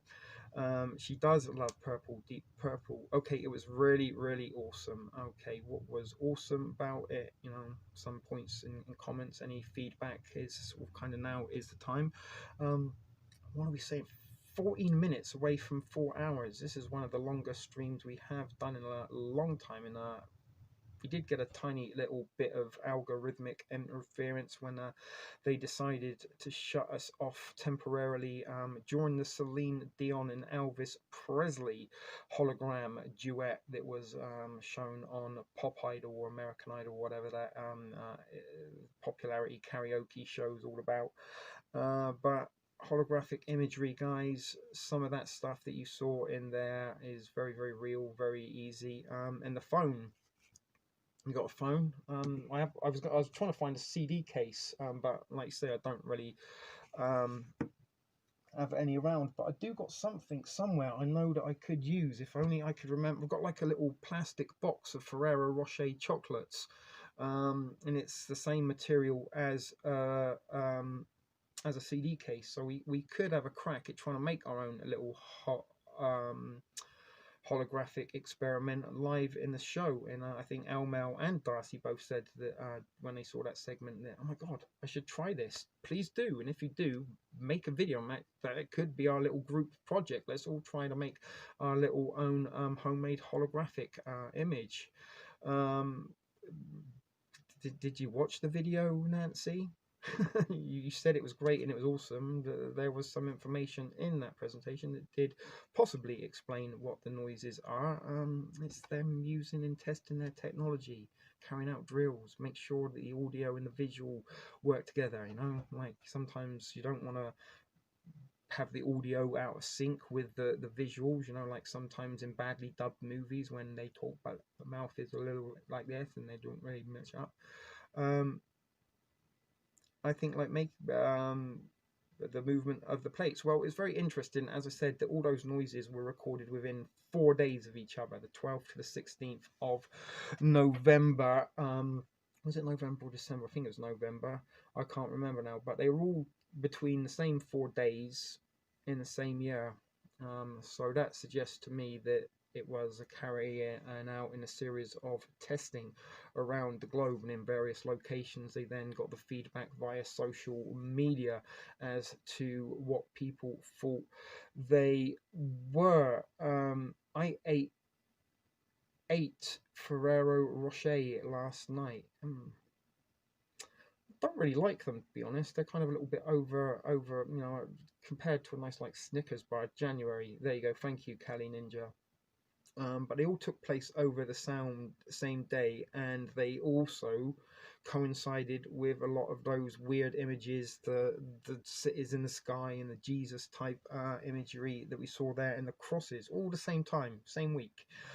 So that kind of suggests, as I said, to me that maybe they all got together. Okay, we need to carry this out. Let's see if we can work it. Now, also remember, guys, in 1993, just to go completely off Bluebeam project, an individual with a U-Haul drove into the car park of the World Trade Center in an attempt to try and bring it down. 8 years later, they did so. What I'm saying was the 1993 event was a dummy run, a drill, didn't really go as planned, but they were too big, so they kind of repackaged that idea and then rebranded it as the Oklahoma City bombing. But there could be some stuff with the plates and things like that, like volcanoes and things. They do make weird and eerie sounds. And as I mentioned, I was actually conceived at Stonehenge in my hometown of Swindon. It's surrounded by quite a few prehistoric stone circles, and one of which is Avebury. I think I mentioned it a little while ago. Avebury, it's probably about 20 times bigger than Stonehenge, and logistically it kind of defies logic because a lot of the rocks that they use to create these stone circles come from like 350 miles away. How they managed to get them and move them that length of distance without trucks and lorries and cranes and stuff. But Avebury is a very, very kind of prehistoric. You can actually go and see some like prehistoric fossilized remains. There's actually a little baby in the clay, as well as some creatures and stuff. Stonehenge, it's like a clock and a calendar, I believe. Al Hardy. But again, these were all religions that kind of pre-existed prior to what are considered modern religions, and modern religions would be like Islam, Christianity, Judaism. All of these kind of religions replaced the older religions. And you know, I did mention a couple of weeks ago or a couple of days ago, whenever it was, a comic book I read about Thor, and we mentioned Thor in this stream. Thor essentially is the Nordic Jesus. He was the son of God that was sent down to Earth, not necessarily to save or salvate anybody, but he just went to Earth to understand and walk among the mortals. And unfortunately, Odin didn't like the fact that Thor become too humanized, but eventually, within the realms of the comic book, not the actual Nordic fiction, nor Nordic mythology or religion or doctrine. In the comic book, the Marvel realms of Thor, Asgard fell. Ragnarok came and removed the Norse gods, defeated them, with the exception of Thor and a couple of his buddies, Balder the Brave. What was the other one? I can't remember, but Thor essentially then become the Norse god, because his father Odin passed. And once you become a god, he's like, you know what, I'm going to start answering prayers. I'm going to give people what they want. I've walked amongst humans. I know how much they're suffering. I know the hardships that humans go through, and I can't understand why the other gods aren't doing anything to help them. So he goes out of his way to start doing good for humanity, because he walked amongst humanity. When he became a god, he used his human side and his human nature to help humanity. But all the other gods didn't like it. They called Thor up to a higher level and plane of existence, where the gods had their own little Illuminati pyramid sort of going on, and like, yeah, Thor, man, you don't got this god shit down at all, do you, bro? You got to pull your shit into line. You don't answer their prayers. They're going to stop worshipping you if you start giving them everything they want. They take you for granted. That's why we sit up here and ignore them all the time. We never listen to their prayers or listen to anything that they have to say. If we start answering them, then they just give up. They forget about it. It's a little bit like when you get a new girlfriend, you know, for the first couple of months, she's kind of willing to do all sorts of kinky stuff. But once she sort of got you on the leash and under the thumb, then all that kinky shit goes out the window, and you're lucky if you get it once a month on a Sunday night in missionary position, as long as you brush your teeth and wash beforehand. But as I said, or as I was referencing, still talking about Thor, but he went up and he had a little bit of a consultation with the other gods, and they sort of give him a little bit of schooling in godly ethics. Said, yeah, you know, you can't be doing this. But while he is up sort of chatting with the other gods, he comes across some sort of decrepit, sort of fossilized, like, you know, missing limbs, like almost leper type individuals, and he kind of talks to them, and he said, who are you? What are you doing here? And he said, we're the forgotten gods. People don't really believe in us anymore, and the less and less of a people that believe in us, slowly we begin to disintegrate into nothingness. And that is a little bit of truth in that. Many ancient religions have been replaced by modern religions, and they've been long and forgot about. There are gods now that are long and forgotten. But anyway, it was a very interesting story for me, and I was particularly interested in the Greek gods and the Roman gods and in the Norse gods as a kid, because they were so much cooler than Matthew, Mark, Luke, and John. You know, like Thor had a hammer. Balder the Brave had a nice sword. You know, Hercules was really strong. You know, what was Mark's secret power? Did Luke have anything going on? Did he have a cloak of invisibility? Was he able to teleport? Probably not. But anyway, I do digress, and I am trying to just kill up a little bit of time to bring us in to the 4-hour mark. So I don't know when Reality Decoded is going to be back, because it is New Year's Eve. What is the date now? It's the 30th, right? So we've got 2 days of the year left. I'm not sure if it's worth doing a New Year's Eve special or not. New Year's Eve special, anyone? Like, I'm guessing people might have family and stuff going on, which is a little bit why I sort of took a hiatus during the Christmas week, because a lot of folks did have family and stuff around, and I'm pretty sure maybe this week also people do seem to extend the holidays to beyond the new year, maybe doing some festive stuff. But I was thinking of maybe coming back on Saturday. That gives me a couple of days to sort of step back, refresh, get my mind out of the alien agenda, maybe put something together for for a little bit different for the first stream of the new year. But I like the Hulk. Yeah, the Hulk's cool. Actually, Stan Lee based the Hulk on himself. And Stan Lee, the creator of Marvel, is a lovely kind of grandfather-y sort of uncle bloke that you'd like to sort of go and have bags of hard candy and very, very sweet lemonade out on a porch and a veranda in a rocking chair while you listen to him tell stories. But the Hulk was actually based on himself, and it was his rage. He got very, very angry and upset with his girlfriend, and I think he gave her a little bit of a slapping. But back then in the 50s, it's kind of acceptable. Remember in those old black and white movies, whenever there was a hysterical woman, the Clark Gable, the Rock Hudson, or the James Cagney of the era would come up and slap them, get yourself to grips, woman, and give them a bit of a shake, and then 2 seconds later the woman would be right arraigned. Maybe I'm not saying that's a good way to go, but seemed to solve a lot of problems back then, is all I'm saying. But up to me if I go live on New Year's Eve. As I said, I'm not exactly holding out much hope, but I don't have any real plans for myself.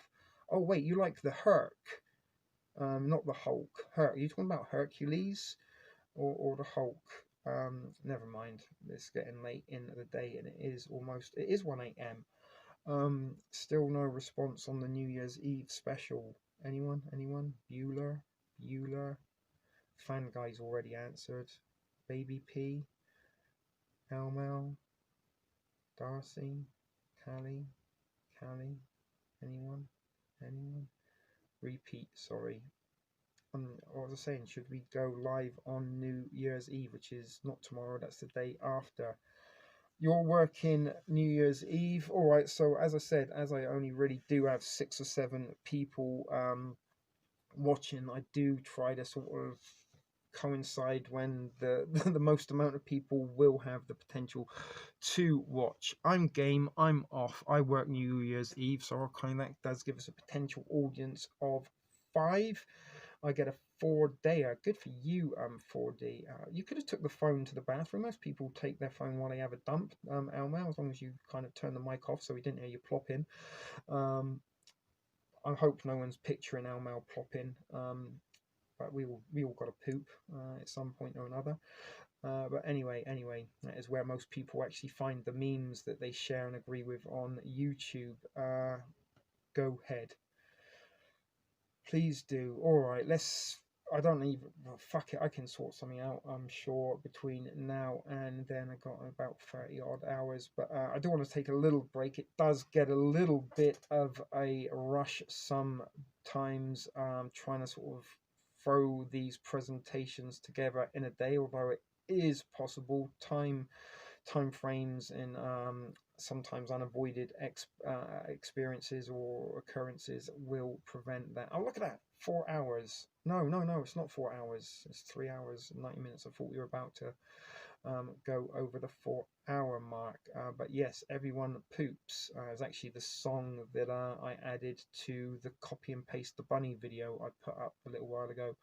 And funny enough, did have one viewer whose only comment that they've ever seemed to make on my video was that they really liked that song, not that the fact that the copy and the paste the bunny was a global phenomenon that had half the people on the planet triggered and reacting within a seconds. You did miss the show, Glynis. Although not necessarily missed it, it will still hopefully be there for your enjoyment. You just missed it live, I guess. Unfortunately, sorry that happened, but you are out on the West Coast there, so the time frames are a little bit different. Yeah, they brought out the book for the kids, right? Everybody poops. But as I said, sometimes I think to myself, maybe I should just put crazy videos of emojis and dancing cats with nursery rhyme songs like Everybody Poops on. Maybe I'd get a lot more viewership and reaction. Was out and about. Well, that is good. It is that sort of time of year when people are out and about, and I'm actually working on maybe bringing a special guest in the studio, not on the phone. We have had special guest callers in the past, but we've never actually had a real live special guest in the studio. Yeah, really, we might have a real live guest in the studio. I did actually have a visitor last Monday night, which is why of course you can, Almel, if you can get yourself up here. I would actually really find it enjoyable to have one of my viewers in the studio as a special guest. And remember when we had that ridiculous notion that we might even throw together something called Thriftopia, not Thriftopia, Thriftabalooza, Thrift Stock, whatever it was. We were going to have a little bit of a meet up and come gathering. That would have been something really enjoyable to get together in Thrift Stock. That's right, just actually interact in person, because you know, some of you, I don't even know what you look like, and once upon a time neither did you know what I look like. All you saw was the hands, and if or not it was a wise decision to flip the camera around or not, because I did notice when I did, an awful lot of subscribers did stop watching, and I'm pretty sure that they were some of the more hornier, lonelier housewife types that did tune in just because they like the way they sound. Oh, I bet he looks like James Bond. Oh, I bet he looks like Russell Brand. Oh, I'm sure he looks like Jude Law. Oh my God, he's so sexy. He could just lick me silly with his tongue in his hands all day.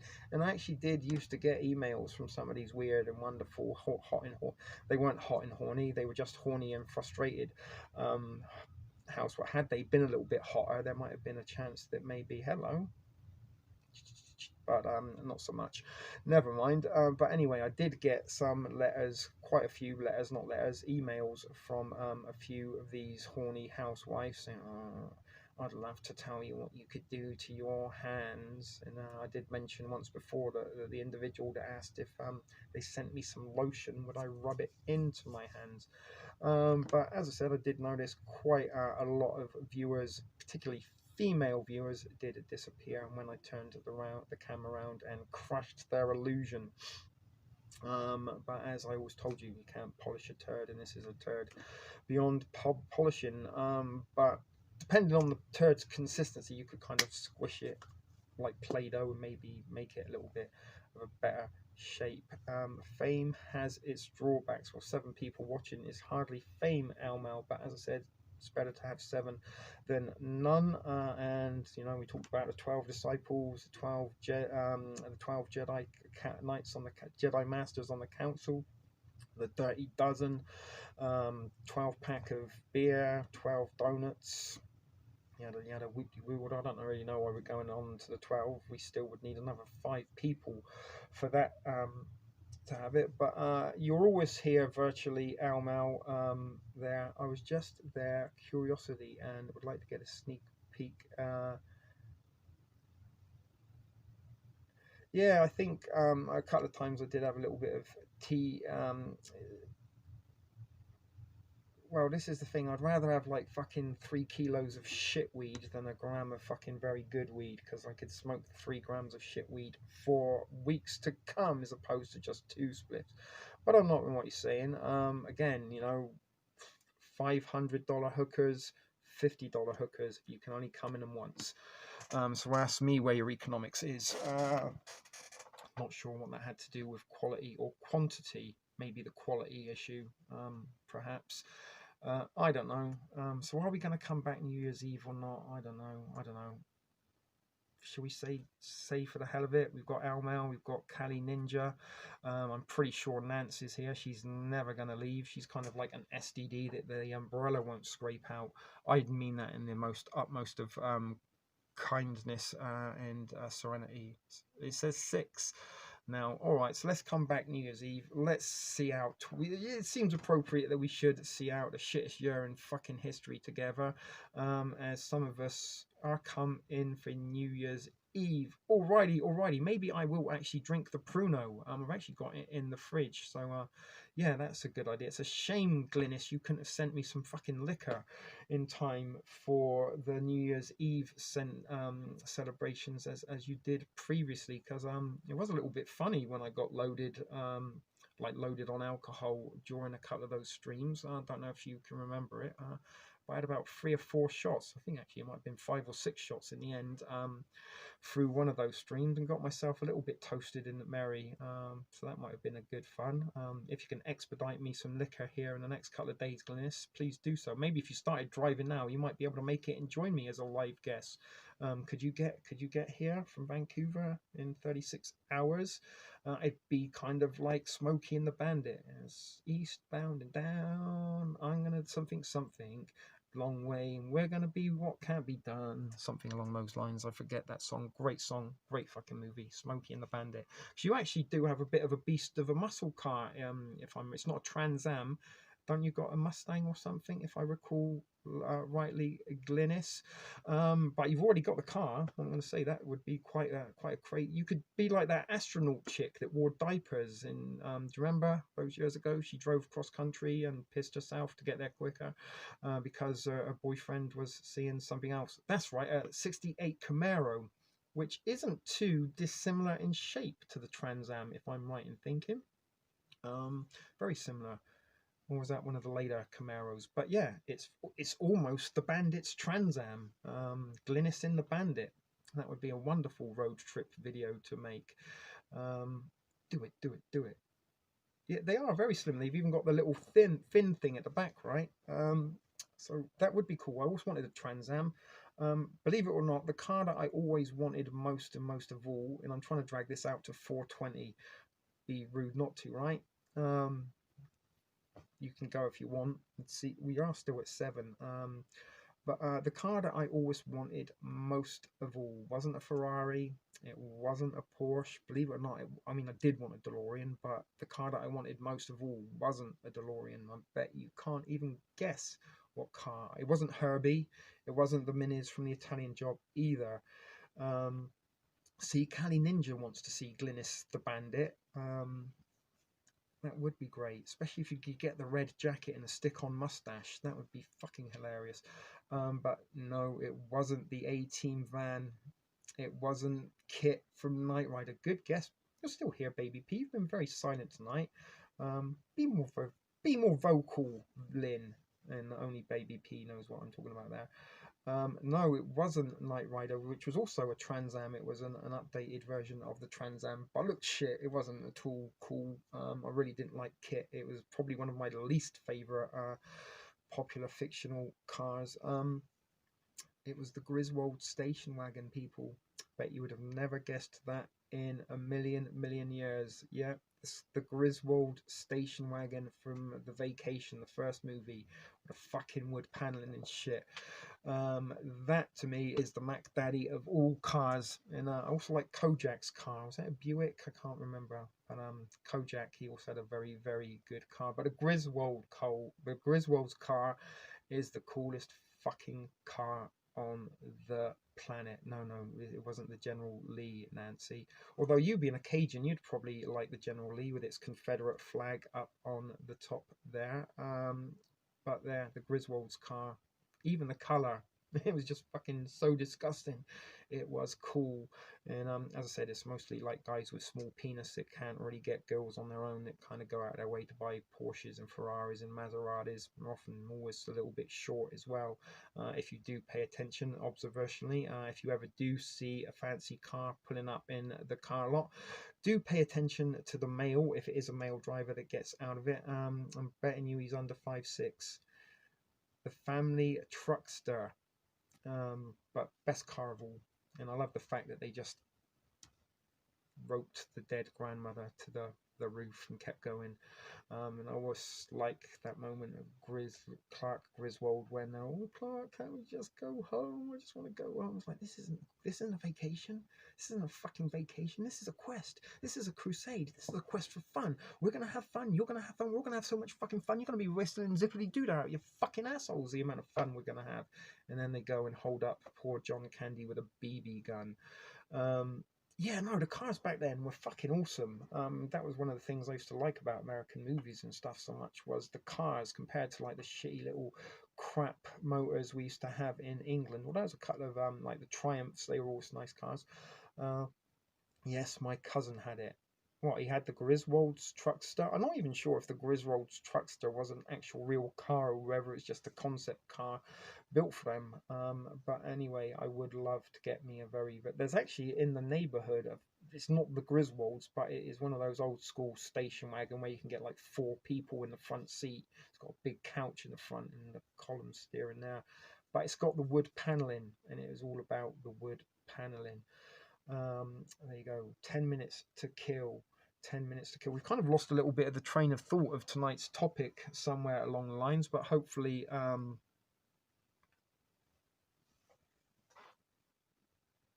you've remembered it. And sometimes I do sort of think to myself, am I kicking in my foot with these little off-topic rants towards the end of them, because maybe people might forget what they saw, but hopefully you won't. I will be uploading just the presentation probably on TSP TV, and I'm not sure if or not I'm going to leave the live stream up and actually I am going to leave the live stream up. It was just because I had to take the live stream down yesterday and upload the presentation on its own, that I was thinking that maybe I should do the same with this. So you've got part 1 and part 2.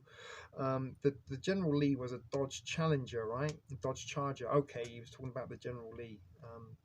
And we had a wagon. Like, I'm guessing the Dodge was for the weekends, but the wagon was to the Piggly Wiggly and back. Do you got Piggly Wiggly down there in New Orleans, or is that more of a sort of Midwest thing? Ford County Squire, yeah, wood paneling cars, they're just the shit. We never actually really had much wood paneling cars back in the UK, but yeah, I've kind of lost a little bit of my train of thought. It is a little bit late in the evening. I would like to start winding down and settling down, and just because I have this kind of little OCD anal thing about times and stuff being sort of on, I guess it's my time travel influence perhaps, but 4:20 does seem a very, very good time to wrap this up, all things considered. So as you guys did seem to enjoy that, yeah, sometimes you can milk a cow to death. It's kind of like when your friend used to lend you a pornographic movie on VHS, but you only sort of had it for a day, and you used to sort of try to get as much gratification out of it as you could, and probably about the like 8th or 9th time you really were just shooting air. But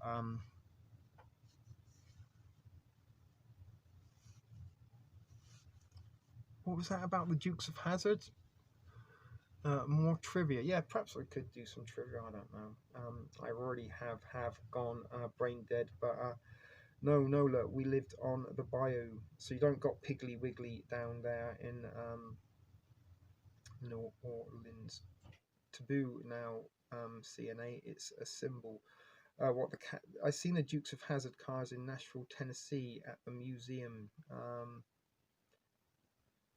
That's pretty cool. I actually have seen the DeLorean. I've seen the Ghostbusters Ecto one, and a mock-up of the Mystery Machine. I actually saw the Ghostbusters in the Mystery Machine here in Toronto not so long. Born on the bayou. I was born down on the bayou, and I do like to drink my cold sarsaparilla on a hot summer's day. Get off my land, you varmint. That was me trying to sound a little bit Cajun, and I'm getting a little bit tired and throaty now.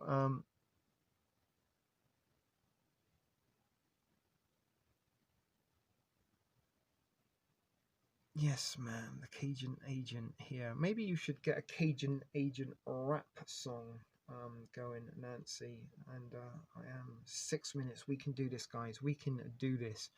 I'm manic tonight. Sucks. What do you mean manic? Is that a good thing or a bad thing? And have to get up at 6. Well, maybe we should start winding this down and wrapping it up. Give me a favorite curse word just to let me know you are still alive in the comment section below, as we do get things to ready to bring things to an end. So I'm guessing we'll be back at 9 p.m. New Year's Eve, which is 2 days, not tomorrow, the day after. That will be 8 p.m. Central, 7 Mountain, 6 Pacific. Let's play guest. What are we guessing? we don't really have time, but they're always around. And I don't know if you ever saw this. It's a little Ouija board mint tin.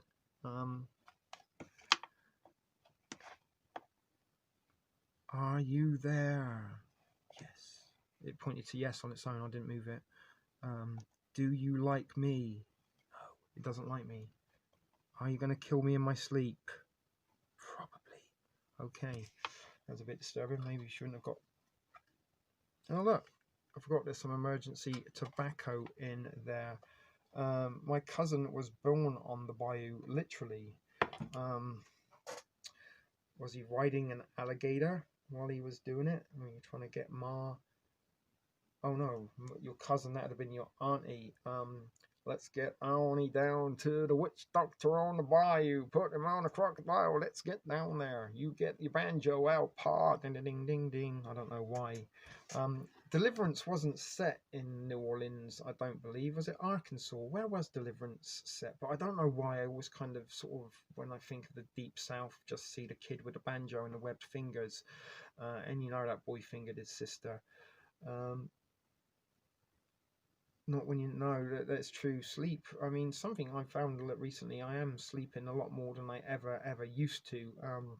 And I also think partly and parcel was sometimes, like you said, Almal, the anxiety and the worry of having to get up kind of actually does trigger your insomnia. And for those of you who don't know, I did suffer from insomnia for years, but that's not what you didn't know. But insomnia is actually caused by the fear of not being able to sleep. So your insomnia kind of causes the insomnia, and basically what it builds down to, the body, when it's fearful, it has a natural defense system that keeps you awake. So, you know, maybe if you're out in a forest after dark on your own, even though you're really tired, your body would keep you alert and awake to stop any sort of potential predators catching you. T Rivia, that is an interesting concept. Elmel. T Rivia Prosciutto could have maybe some. We were toying with the ideas of game shows and stuff, but honestly, that was kind of more of a sort of TSP TV, where it's a little bit more generic and ambiguous. I am trying to sort of keep reality decoded a little bit to the sort of conspiracy and mystery and myth realms. Maybe we're going to be looking at some Bigfoot Bermuda Triangle type shit in the not so distant future. We might have, I'm not saying we've milked the alien agenda to death. It is just the fact that there does seem to be so much pointing towards aliens and the skies in contemporary times under the COVIDian era. Declassification, sightings going off the roof. Is this all the planning, the introduction, getting ready for Project Bluebeam to take place? Mississippi, it does sound like a Mississippi or a Kentucky type place. Maybe down there in Alabama, down in Arkansas. It does seem a little bit Arkansas. Like, out of all of like the dirty South, Arkansas does seem the most dirty of it. But maybe we'll look into Deliverance. Great movie. You sure got a purty mouth there, boy. You want to bend over, squeal like a pig. I have it so bad, insomnia, and it was like literally for probably about 20 years of my life, I couldn't sleep without the aid of sleeping assistance, be it prescription or over the counter, or sometimes shady backstreet drugs. But anyway, Bell State, yeah, Arkansas does like look like kind of is the Florida of the dirty South. And no offense to Florida. Do we even have any Floridians here? No, only proud Texans. Can I get a yeehaw? Not an amen, a yeehaw if you're all from Texas. Texas in the house, though. Lone Star State. I can't rap. I'm giving up now. Let's call it a night, guys. We are fucking 22 seconds away from 420. We did it, even though the last 20 minutes I did just ramble fucking nonsense. But never mind, guys. There was 3.5 hours of hopefully entertaining, informative, educational content on this channel. And Becky, I'm guessing you don't really like Mr. Narrowgate, who I do get a lot of my reference from, because he doesn't like Stephen Greer and isn't very religious. But never mind. But we do share and bring stuff for you, and you know I always will love you. And Becky P, you are one of the few I will forgive today, tomorrow, and forever. I was going to think of that Wham song. You could take me to hell and back just as long as we're together. But anyway, guys, we got to the 420 mark. We are Reality Decoded. I don't even know what I'm doing anymore. Yeah, this is Shit Video Productions. This is Reality Decoded. Thank you all, Magnificent Seven, for tuning in, and really and truly, none of you left for the most of that, although we did have I think 8 or 9 people at one point prior to the presentation, but maybe a couple of those hot and horny housewives only sort of come to listen and watch me speak. When they have to read stuff, they go away and just flick the beam with memory wanks of my voice. I don't think they do that at all. But anyway, guys, let's get the outro into place for you all, and play you out of tonight's stream. As I said, I totally lost my train of thought, and I've been in a little bit of a suspended brain fart. You know what that do? It doesn't have to be in the middle.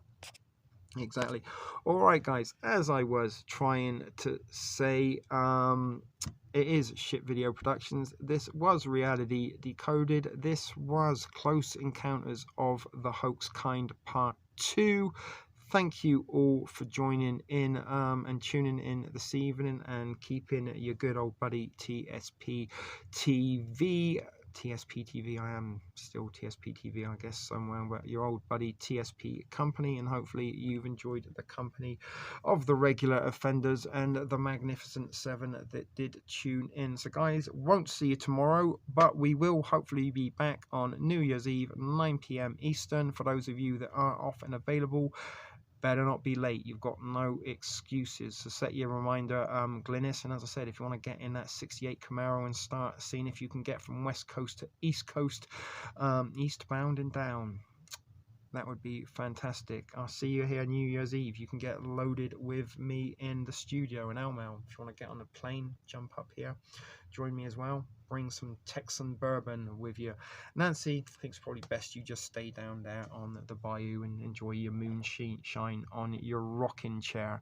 But until New Year's Eve, guys, take care, sweet dreams, and remember always, be excellent to each other. See you New Year's Eve.